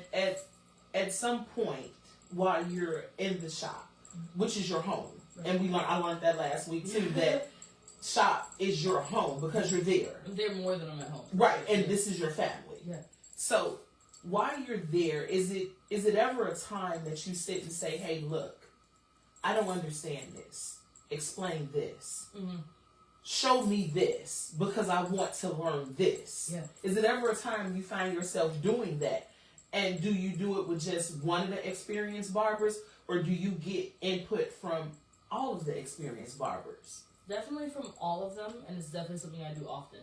Because even if I feel like I'm on top of my game and I'm cutting like I never cut before, if I see you doing something that either, one, you're doing it different than I would do it, or something that I just never have done before, I'm always going to stop and be like, what are you doing? Like, how do you do that? Like, I want to know, because if I approach, you know what I'm saying? Like, I may be cutting something to the best of my ability, and I may be, every cut this week has been absolutely perfect, but I may get somebody with that hair texture that he's cutting, and it may be a little bit different, and he may be figuring out some kinks and quirks that make him, you know, he might have had a hard time on it too, or he might have been able to get it easy because he's been cutting that guy, but he can tell me what he's overcome or how he's gotten to the point that he's at, so that now when I get something in my chair like that, I can know how to attack that haircut, and I know how to start, and I know how to, you know, whether it's a design or like one of the barbers in there, he does all these crazy designs. He doesn't draw it out. He just looks at the head and he's like, all right, and just throws it in there, and I'm like, without a picture or anything. Nothing. He just and just throws it in there. I'm like, dang, how you do that? And so all the time, whenever he does a design, if I'm not cutting hair, even when I am cutting hair, I'm peeking over and paying attention the best I can. But if I'm not, I'm sitting there and I'm watching every step, always, every barber. If there's something that I like that you do that I want to incorporate into my game, I'm going to sit down and observe it, and take notes. And take notes, exactly. And then you're gonna go back and study that, aren't you? I'm gonna study it and apply it the best that I can in my own way. Yes, absolutely. That is an awesome technique, and to know that you're not too proud to say, "Look, I'm still learning this. Yeah, I want to get better at my craft." Exactly. And believe it or not, I still do that now. Yeah. And I've been in the game since 2011. I still do. I will call Miss Angel in a heartbeat. Good. If Miss Angel don't answer the phone, I'm calling Pendleton Quick Tax. One of them gonna answer the phone, or I'm finna be at their door like, help me. Hey, I got a question. Real. Like, I'll be mid-cut sometimes, and I'll look over and I'll be like, yo, help me out real quick. Like, yes. Because I want to learn, and I need that. You need that exposure, and it's exposure. good that you got people to help you, and being receptive to that constructive criticism also plays a very intricate part in that. Yeah, and that's you just made me think, like, that's something that I get from gymnastics. It is brutally strict. Not I wouldn't like. There's your coaches are nice to you, you know what I'm saying, but if that was trash, they're gonna let you know, like, that was really bad, fix it, like, right now. There's no sweet talking about it. They're not gonna sugarcoat nothing. Oh, they're not gonna be settled. They're not gonna be settled at all. They'll let you know that is really bad. Your technique is trash. You gotta fix it, and it's not gonna help you progress in the way you want to progress. They will let you know that straight up, and that's part of gymnastics. Like, if it wasn't perfect, go back and do it again. You could let me down gently. No. You ain't gotta do that to me. No, not at all. Like, for me, I coach younger children, and I understand how that can impact you mentally because I've been through it. So I'm a lot kinder to my athletes, and I explain things a lot nicer. But when I was doing gymnastics, straight cut, no one cares. Like, you know that was wrong, so go fix it. Like, they literally would be like, no, that was trash, go do it again. Like, I'm like, really? Okay, try it, cool. Let me straighten up real quick and go try again. But, like, it was never something that was a problem to me, though, because I've always had constructive criticism. It was never for the, the negativity of it. It was, you need to fix this now so you can progress faster and so you can get to where you need to go and get stronger, or otherwise you're going to injure yourself. Or you're never going to get that skill, one of the two. So it's mainly helping. I'm helping. They're helping, exactly. It's never with you. ill will, but it's always very blunt and very constructive, not in a cheery manner. So I have no problem with someone coming over and being like, hey, yo, fix this real quick. Like, this will make it better. You know what I'm saying? Like, if you come over and you're rude about it, okay, that's something different. That's something different. But being blunt about it and if I know, because all the guys in the shop, I know they have the best intentions for all of us, for me, for anybody else cutting. We always help each other out and like, oh, that looks nice, or that looks, you can fix that a little bit. Mm-hmm. So I have never had a problem with constructive criticism because I don't take it personal. I just know that, okay, maybe he's right. Let me try it. You know what I'm saying? Maybe it'll make it better. Yes. And I've been in that position. I grew up with that. So, like, okay, when my coaches would say stuff, I'd be like, I'm 10, 12 years old with a little attitude. Like, you don't know what you're talking about, and I go do it, and it's better. And I'm like, they did know what they were talking about. So now you gotta apologize under your breath. Emphasis on under my breath because I was not. When I was 10, I was prideful for sure. What? Absolutely. Like, everybody's wrong. Everybody's wrong. Right, I'm right. I'm right. And I'm not finna listen to you. I'm finna go ask my other friend that's 8 because they know more than you. I get it. I get it. Hands down, I get it. Absolutely. Absolutely. So how does that work for you, like being amongst all of these males and you're the only female that's in there cutting? It's hilarious. How does that work for you? Do they sometimes tease you? They do. Just listen, okay. I have to give everybody an example real quick. When I cut hair often, if I'm not using this hand, it's on my hip. And I'm chilling. And my foot's kicked out. And I'm standing. And you're cutting hair. And I'm cutting hair. Like, if I have a brush in my hand and I'm not actively brushing with it, I'll put my hand on my hip. And it's natural. Like, I cook like that. It's a mama stance. Okay. Like, my mom has been doing that since I've always seen my mom cook like that. You know what I'm saying? It's just a comfortable stance for me. Okay. And when I tell you all the time, you're like, yo, P, I know you're a girl, but barbers don't cut hair with their hand on their hip. I'm like, leave me alone. Leave me alone, girl. That is your signature. And there you go. I'm a girl. Tell them again. I'm a girl. Like,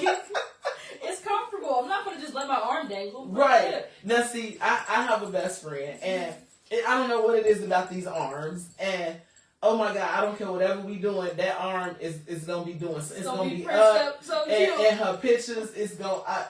Love it to death. Love it to death. But that arm, oh my God, that arm is gonna be there. That arm is going. I got pictures of that arm, and she be like, "Just leave me alone. Right. It ain't bothering you." Yes, Lachey will definitely tell me that. Yes, funny.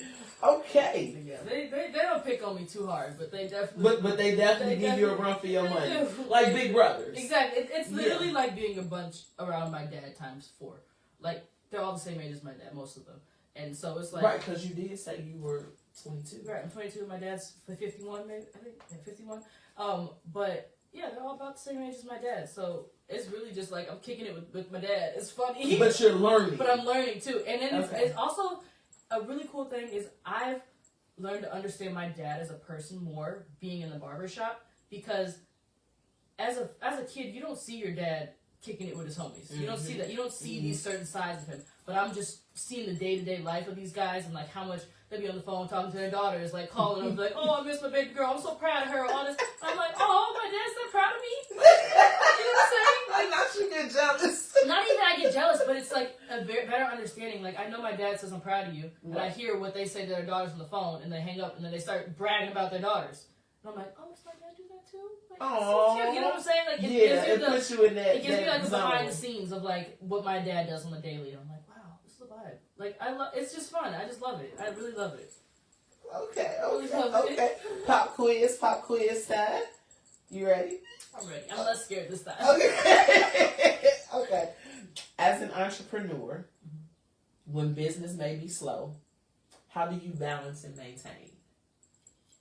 I live within my means, first of all, at all times. I mean, I like to splurge sometimes, but in general though, like I keep my savings account, money going there every week, and I keep my don't spend it account. But like, you know what I'm saying? I don't want to take nothing out the savings, so I keep it in a transfers in the middle, so that I always have something for those slow weeks, because I make sure I have my booth rent every week, but sometimes it might be a really slow week, and it's like, I still gotta pay booth rent.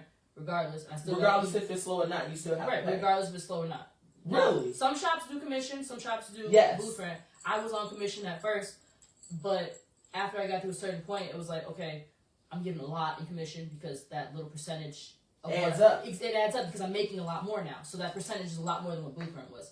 So I was like, okay, one, I'm getting to the point where I'm just paying a whole lot of extra money, and two, if I am comfortable with the fact that I can just pay commission every week, it kind of kills the hunger to make sure I make enough.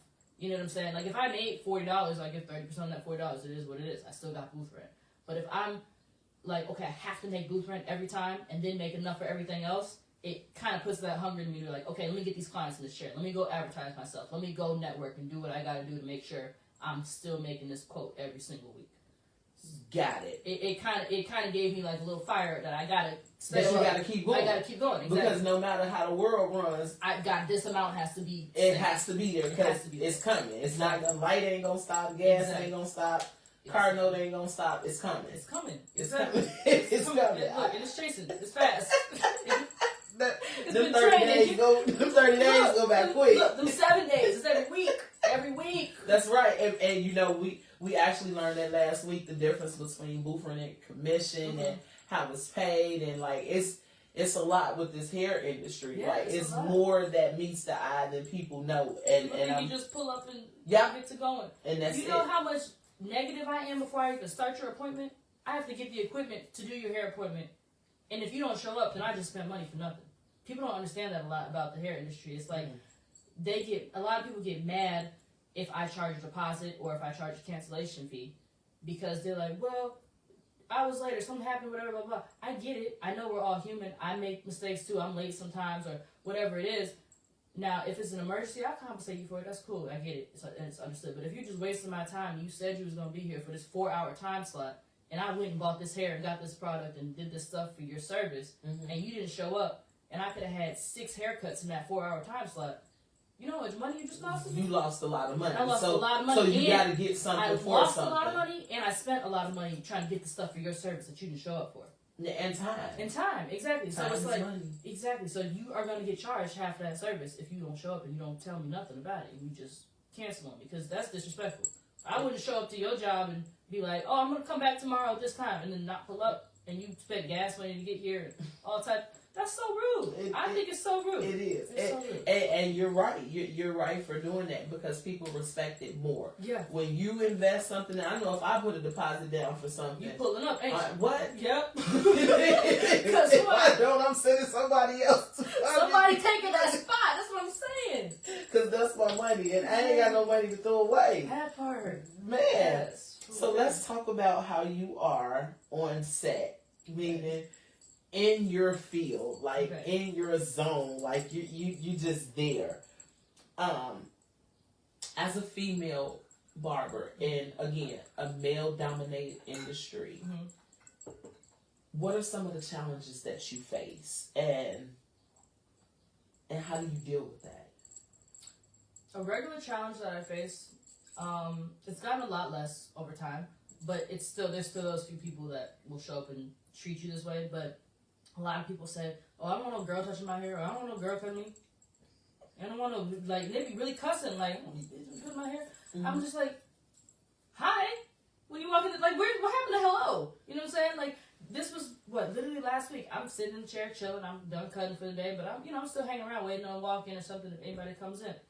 Somebody walks in the door, he looks at me, and then there's one other barber cutting. And he's got, like, 3 people waiting, because he has appointments.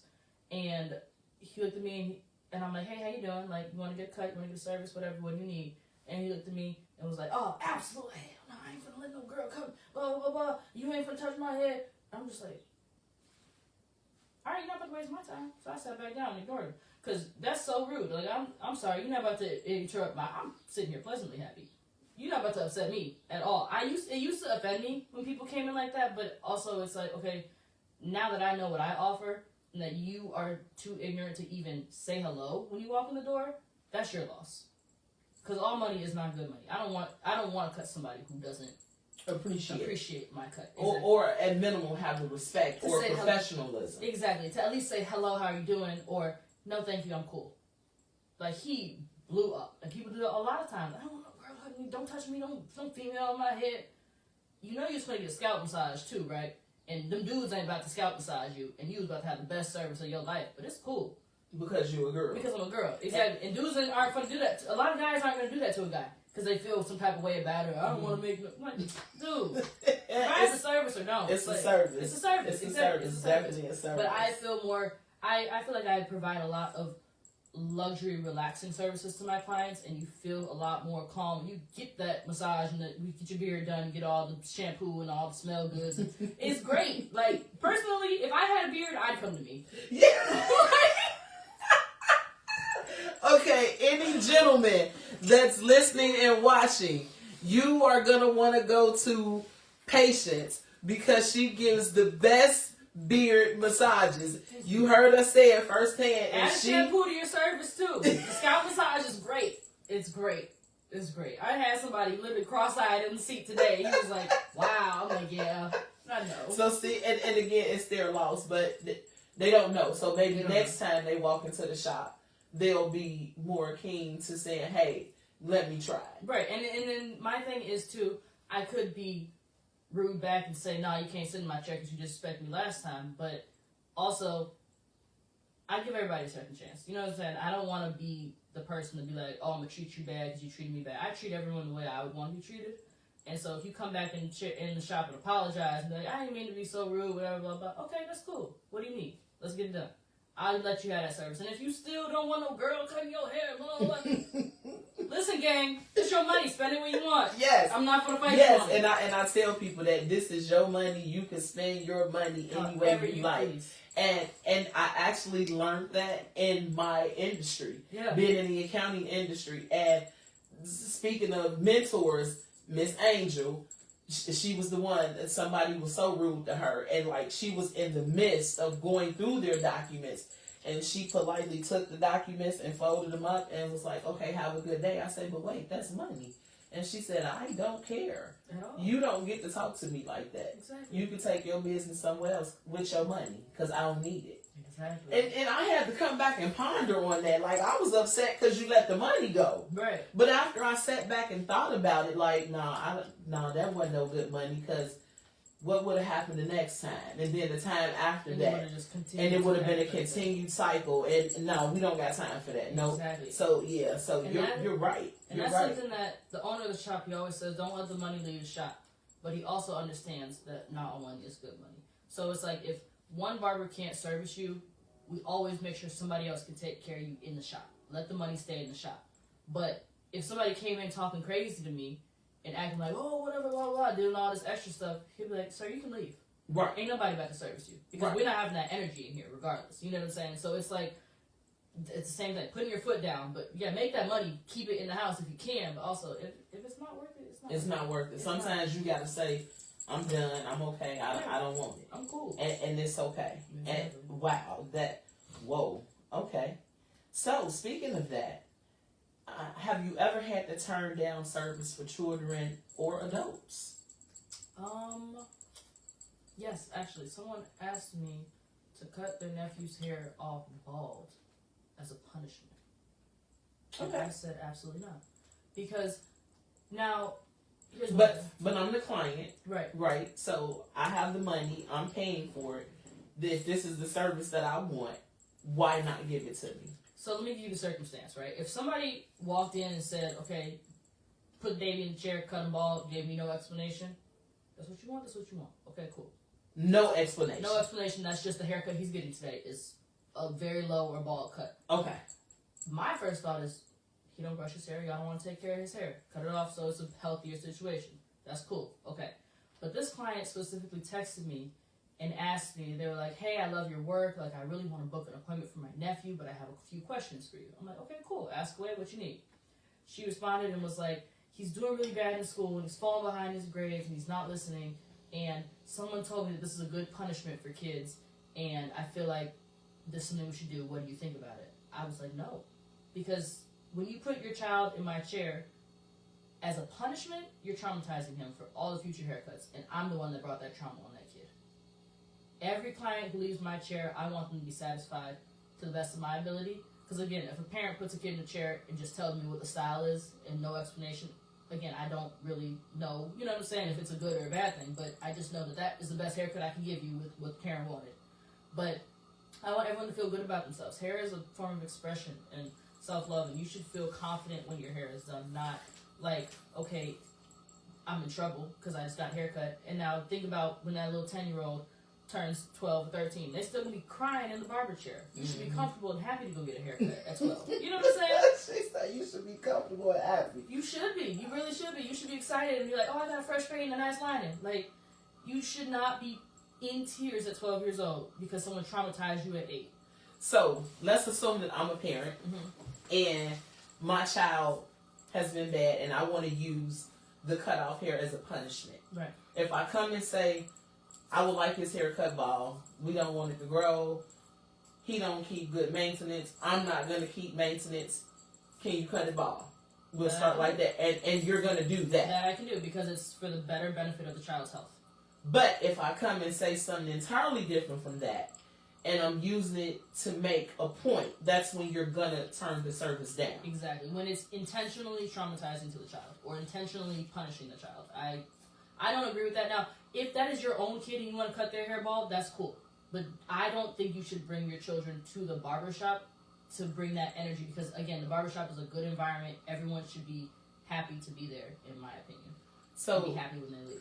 The beautiful Bam said that it is not your job to discipline their child. Exactly. If your child cannot sit still for the service, they cannot receive the service. And that's for any service, whether it's braids or locks or whatever it is. It is not my job to spank or discipline her. Like, I may push him up in the seat and say, sit down, be still, it's okay. But, something simple, but I'm not here to hit your kid or to make your kid feel bad. I'm here to make them feel good and be happy. Now, if you want to go in the bathroom and give them a spanking, or if that's what you got to do you, ma'am. That's your kid. But again, I am not the one causing the ill feeling on your child. And if you want to shave your kid's head bald, if you think that's good punishment for your kid, go home and shave it. It's bald. It's easy. You can do it. Anybody can shave a head bald. We got another comment that said it's supposed to be a safe place. Exactly. Yes, it's supposed to be a safe place. You're supposed, like I said, it is a form of expression. You should be able to do whatever you want and feel amazing about your hair when it comes to the shop. And I do when I'm done getting my hair done, I feel good. Like I feel like a brand new person because I'm thinking about the next color at this point and the next design that I want because I know I want something crazy like people going 120 miles on I-95. Like that's what I want. She asked me for crazy stuff, and every time I tell her I could try it. And you know what? I'm sure y'all know by now she cuts my hair. First of all, shout out to Tommy Myers, custom cut. But now Tommy is so involved in coaching. So what up, Coach Tommy? I love you. You know you're always number one. Always, always, always. But I think I gave Patience a job on top of a job. Because if you know me, you know I'm not simple. So I think that is my next cut. I want traffic going down I-95. Ooh-wee.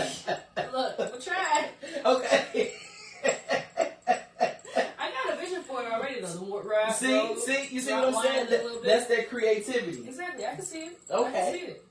Yeah. So, let me ask you this. And I know you said it earlier, but let me put a twist on it. So, let's say a guy is getting married June 1st. Okay. And his wedding party consists of 17 guys. Mm-hmm. And he come to you and say, hey, I'm getting married. It's 17 of us. We want a basketball in the air like it's going in the hoop. All 17. On everybody's head. Yes. Would you do that? Would you do that? And how would you plan to cut all 17 heads for them to look nice for this wedding party? Is it a cap on that day? Because you already work long hours. So is it a cap on that day? What would be your process for that? How would that look for you? Okay, wow, that is the wildest thing. Okay, a basketball hoop. First of all, I let the client know that I may need backup. I might call another barber in to get it done for me if you need it all on that same day. Okay, so if it's on the same If it's day. all on the same day, I would bring somebody with me to also cut because if you have a wedding at 2 o'clock and you want everybody's haircut that day, not the day before. No, we can go with the day before. Now, if we can do the day before, I can start cutting 8 a.m. and get, more than half of y'all done until about midnight. Probably be cutting all day, really, because the basketball is crazy. It'll probably take me an hour per haircut, if not more. Because once I get, once I figure the basketball out, it'll get a little easier. Yeah, we just want it going in the hoop.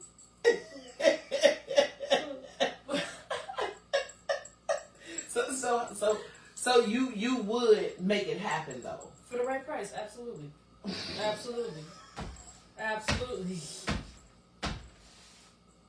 For the right price. We can do a group rate. Okay. Everybody got to come up with that rate. You know what I'm saying? Okay. Now, yeah, but I would do it though. If you wanted me to, we'll figure it out. Okay, so now let's flip the script. Okay. We're in prom and marriage season, of course. Right. So let's just say a group of friends. It's about 15 of them. Okay. Male and female. Got it. They want haircuts, locks, and they want design. They want their names in their head with 3D. We're gonna need 2 days. We're gonna need 2 days, full days. Like I mean, Wednesday, Thursday, prom is on Friday. Like all guys come. But honestly though, I would probably, like if they wanted it real extra crispy for that day, I would probably cut everybody, in those 2 days and then do like touch-ups, like enhancements or something extra on that morning or like the night before so that everybody feels like they just got their hair cut today. Because I know that, like, me personally, if I got my hair done 2 days ago, 2 days ago it feels like today. You know what I'm saying? But some people really like that haircut that day before the event. So I would probably, get the haircuts out the way and styles, the girls probably the night before, and then everybody else, if you need some touch-ups on Friday, we'll touch it up. But again, for the right price. So what is your cutoff cap? What is your absolute no? What is your absolute in one day? In one day? In one day, what is like your absolute, like, look, I'm tired. this is it? Like, what is your stopping point when it comes to doing either all cutting one day or cutting and lock maintenance? Let me think about this for a second. If I take, hold on, let me do math for real. Because if I got, there's really no limit as long as I can take a break and eat. Like, truthfully, if I don't got nothing else to do and it's nothing like negative and everybody feels good afterwards, if y'all give me a lunch break and bring me something to eat and pay me what it's worth, we'll get done. Because I've never experienced anything that I was like, okay, absolutely not, I'm never doing that again. Okay. Like, you know what I'm saying? Like, I don't like doing braid styles with hair added. I like to do natural styles just because it's just a hassle for me and it just takes a long time. I know how to do it, but I don't really offer it to people unless they really, really, really need it and can't find nobody else. But I'll give you 6 suggestions before I do it myself. I sure will. Like me. I sure will. Because I provide so many services that keeping hair at my station and the braiding rag and all the hair everywhere, it's just too stressful, too messy, too much. So it's too much. It's too much for me. So I just keep it off the table. Like, no, I'm not doing that. But if it was something that was really, really needed and for the right price, I'll do it. But I really haven't run into anything where I'm like, absolutely not, I'm never doing that again. Okay. I've run into things where it's like, okay, I should have charged more for that because that was a lot of work. But I've never, hated the service. So I don't really have a cap right now. As long as I got some food, maybe take a nap, I'm cool. Okay. I like that. I like that. I'll cut for 12 hours straight though. Really, I will. That's good to know. Yeah. That's excellent. Like this is so enlightening. Like we got a question on the board that say, "Can you get your nails done where you work?" No, you cannot get your nails done, but We used to have a nail tech though at the shop before I got there. There used to be a nail tech in the back, but I get my nails done often. I don't have them done right now. I'm actually getting them done tomorrow, but I just don't get them done at the shop that I work at no more. Unfortunately, well, actually I never did, but I can't though, unfortunately. But I'm getting my nails done tomorrow. I'm so excited. It's okay. It's gonna be so cute. It's so stubby right now. But it's you, and it's okay. Yeah, you're right. It's I'm not okay. a stubby nail girl. I'm just not. I like some length. Yeah. I'm waiting on mine to grow back. Those. I just got them cut, so You got them cut? yeah, they cut. They stay a little short, so I'm waiting on them to grow back. I feel that. So now I want to talk some more about you. Okay. This is, I don't know about y'all out there listening, but I've learned so much. I'm excited to go tell somebody what the red, white, and blue sign stand for real. for. When I learned that, I was like, whoa! Yes, I was like, a doctor back in the day. Right, like I cannot wait. This is so enlightening, and the fact that barbers, can maintain and do maintenance from the waist up because of the education background that they have. And I learned this with the stylist that we had on our show last week, and it's amazing what you all do. And like I tilt my hat to both because I gotta stay in my lane, and that's definitely not one of them. Because I would grab some scissors in a heartbeat. You cut the wrong piece off. It don't matter. My mom used to say it's the style. It don't matter. So, so there you have it. So, what's the lesson you've learned through your journey that you share with others? Be patient. For real. Like, my name has been the biggest lesson of my life. It really has. Take your time, but be disciplined and be patient. If you focus on whatever you want to accomplish and you are patient enough, it will come faster. When you rush and do all this extra stuff and you need it now, you're stressing. Just stop stressing. But be patient and let things fall into place when they're supposed to fall into place. That is the biggest lesson that I've learned, and I'm continuing to learn every day. Like, I'll be whipping down the highway, about to be 5 minutes late for an appointment, and I'm like, if I go 10 miles faster, I still won't get there in time. Be patient. Like, every day, there's littlest things. Like, it doesn't matter what it is. I always find myself saying, be patient. Take your time. Be patient. It's okay. Wow, patience is something. I swear it is. Ooh, my mom used to always say, girl, I'm going to pray for you to have patience. And I told her I'm going to pray the opposite prayer. I don't want no patience.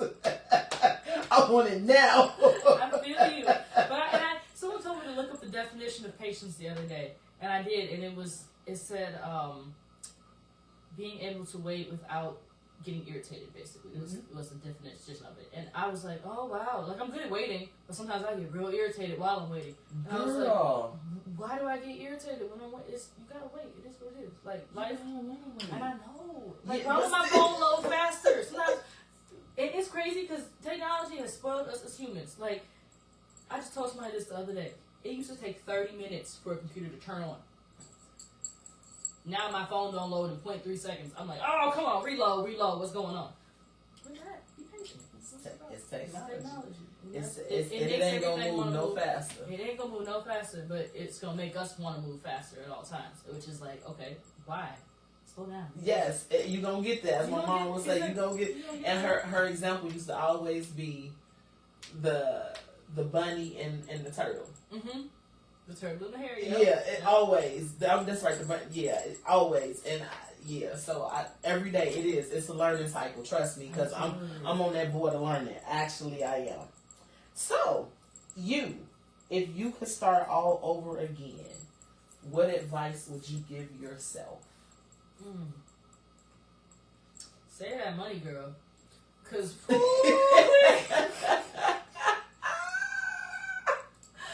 man, like I am still blessed to live with my parents and they pay a lot of my bills. But the ones that do come to me in the adult, just being an adult costs money. Yes. Like if I had all that kid money, like when I was working at 16, I had nothing to spend that money on. It was stacked.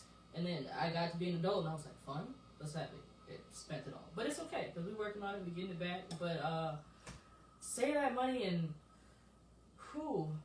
Save that money. Save that money. It's nothing wrong with saving that money. But also though, I used to be scared about being a barber because I was set on this goal to go to college, a 4-year degree off of half a full ride scholarship on gymnastics, and then all of a sudden it was just gone.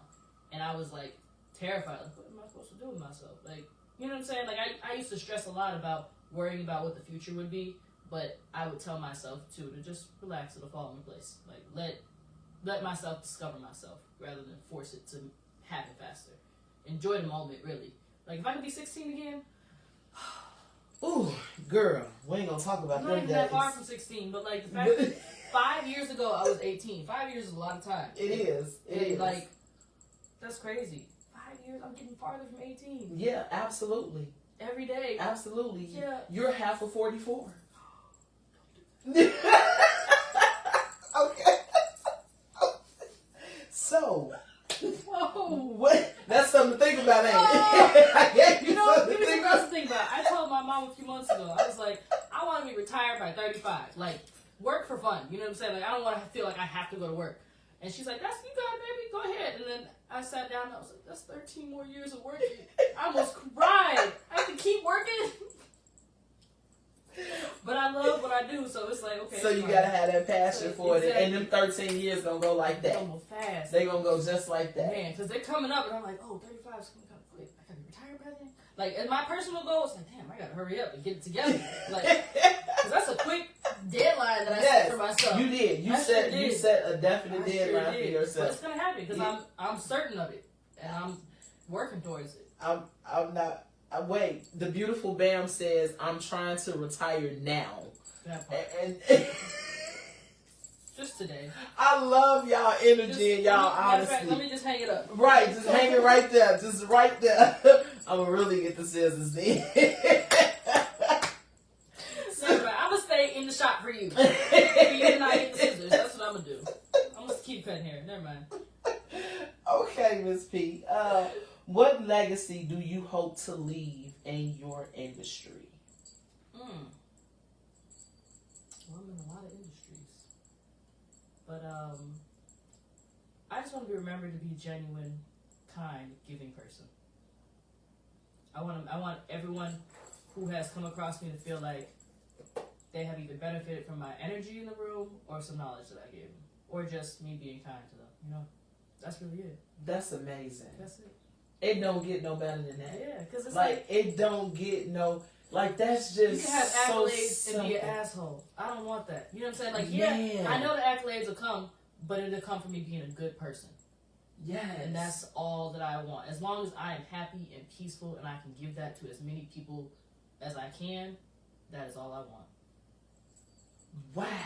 Like when they say she was a sweetheart and we loved every bit of her at my funeral, I want them to mean it. You know what I'm saying? Like I know some people be jerks and they be like, oh, she was so sweet. No, she wasn't. Yeah. But no, for real, I really want them to mean that when they say it, exactly. That is a legacy. Like that is, you done set the tone. You done set the stage with that one. Like that is a legacy. Like this is going down in history.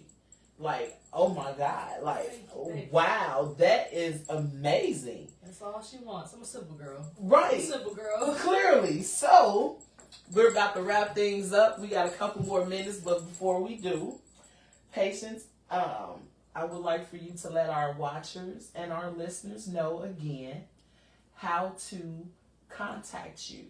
And for our seniors that do not use social media or computers or tablets, how do they reach you? Okay, one more time. So my personal number, for those of you who just want to pick up the phone and call, 708-654-7603. Give me a call, give me a text. I'll get back to you as soon as I can. If I don't answer, just leave a voicemail. I'll get right back to you. And then those of you who use social media and want to see some of my work as well, go to Instagram. It's Blended with Patience, BLENDWITHPATIENCE on Instagram. And I have a booking link as well in my bio. And yeah, for any gymnastics services or anything like that, you can text or call me as well. I'm trying to think, is there anything else you can contact me on? No, that's it. Yeah, Booksy is my booking site. But yeah, that's it right there. So is it anything that you would like our listeners and watchers to know, to have a takeaway? What is it that you want them to take away from all this excellent knowledge that you have dropped on us today? Don't forget about what the red, blue, and white sign mean, y'all. Right, remember that. But truthfully though, put your pride to the side. That's what I've been learning a lot. Leave it at the front door, because you will miss out on so many opportunities and so much knowledge being prideful, acting like you know everything. I have always told myself to walk into every situation confident in my knowledge, but appear as I know nothing. Because when you come into a setting, I feel, just as a kind person wanting to learn and acting as, or not even acting, but truthfully wanting to know and not putting your, okay, I got this, and that, and I know all of this. People are more willing to teach you from the beginning and teach you the basics and teach you in a kinder manner and take their time with you, rather than if I were to just come into a room and be like, oh, I know everything about everything. Yeah, I can teach you some things for sure, but if I'm trying to learn and better myself, I'm going to put myself in the shoes of a student always. Always walk into the room as a student and put your pride to the side.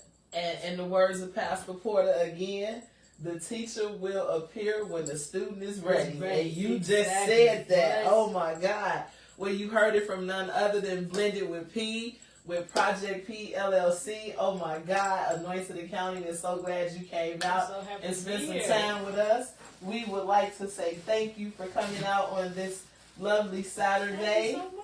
And we want to give you a small token of appreciation right here.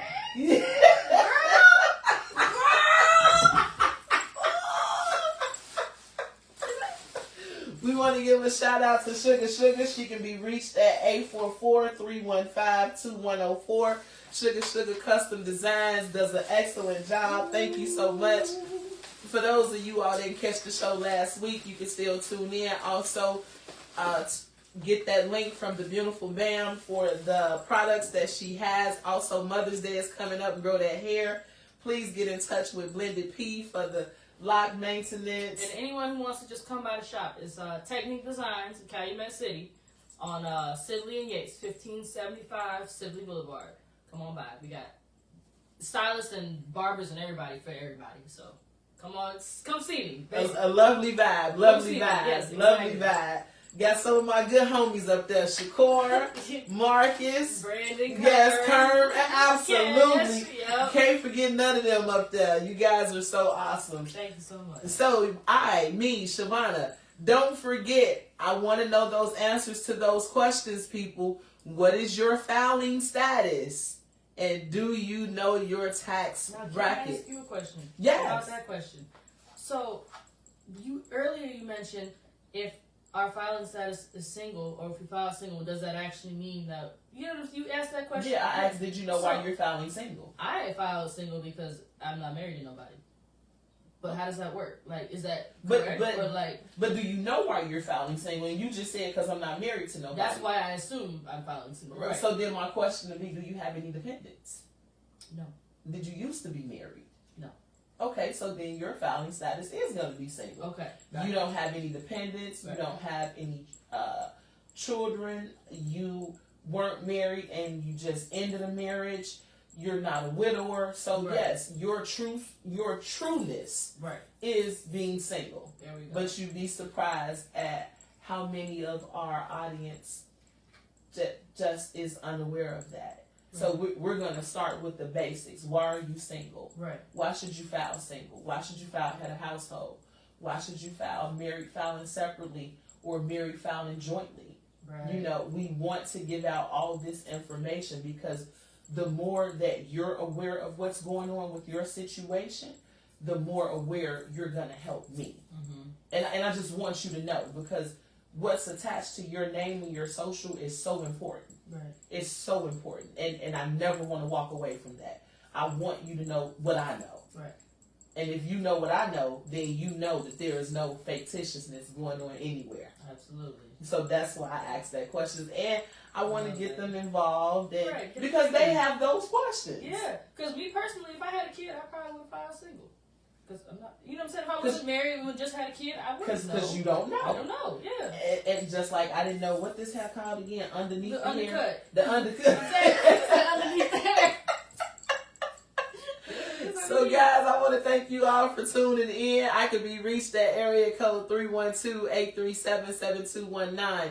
Please go to www.ANOINTEDACCOUNTING.com, or you can send me an email at general@anointedaccounting.com. Thank you for tuning in. Have an excellent Saturday. Walk into your Sunday satisfied. And remember, I'm just a call away to help with those finances. Thank you, Blended with P, for coming out. It was nice having you. And don't forget, next Saturday when we meet, team, we're walking into Mental Health Awareness Month.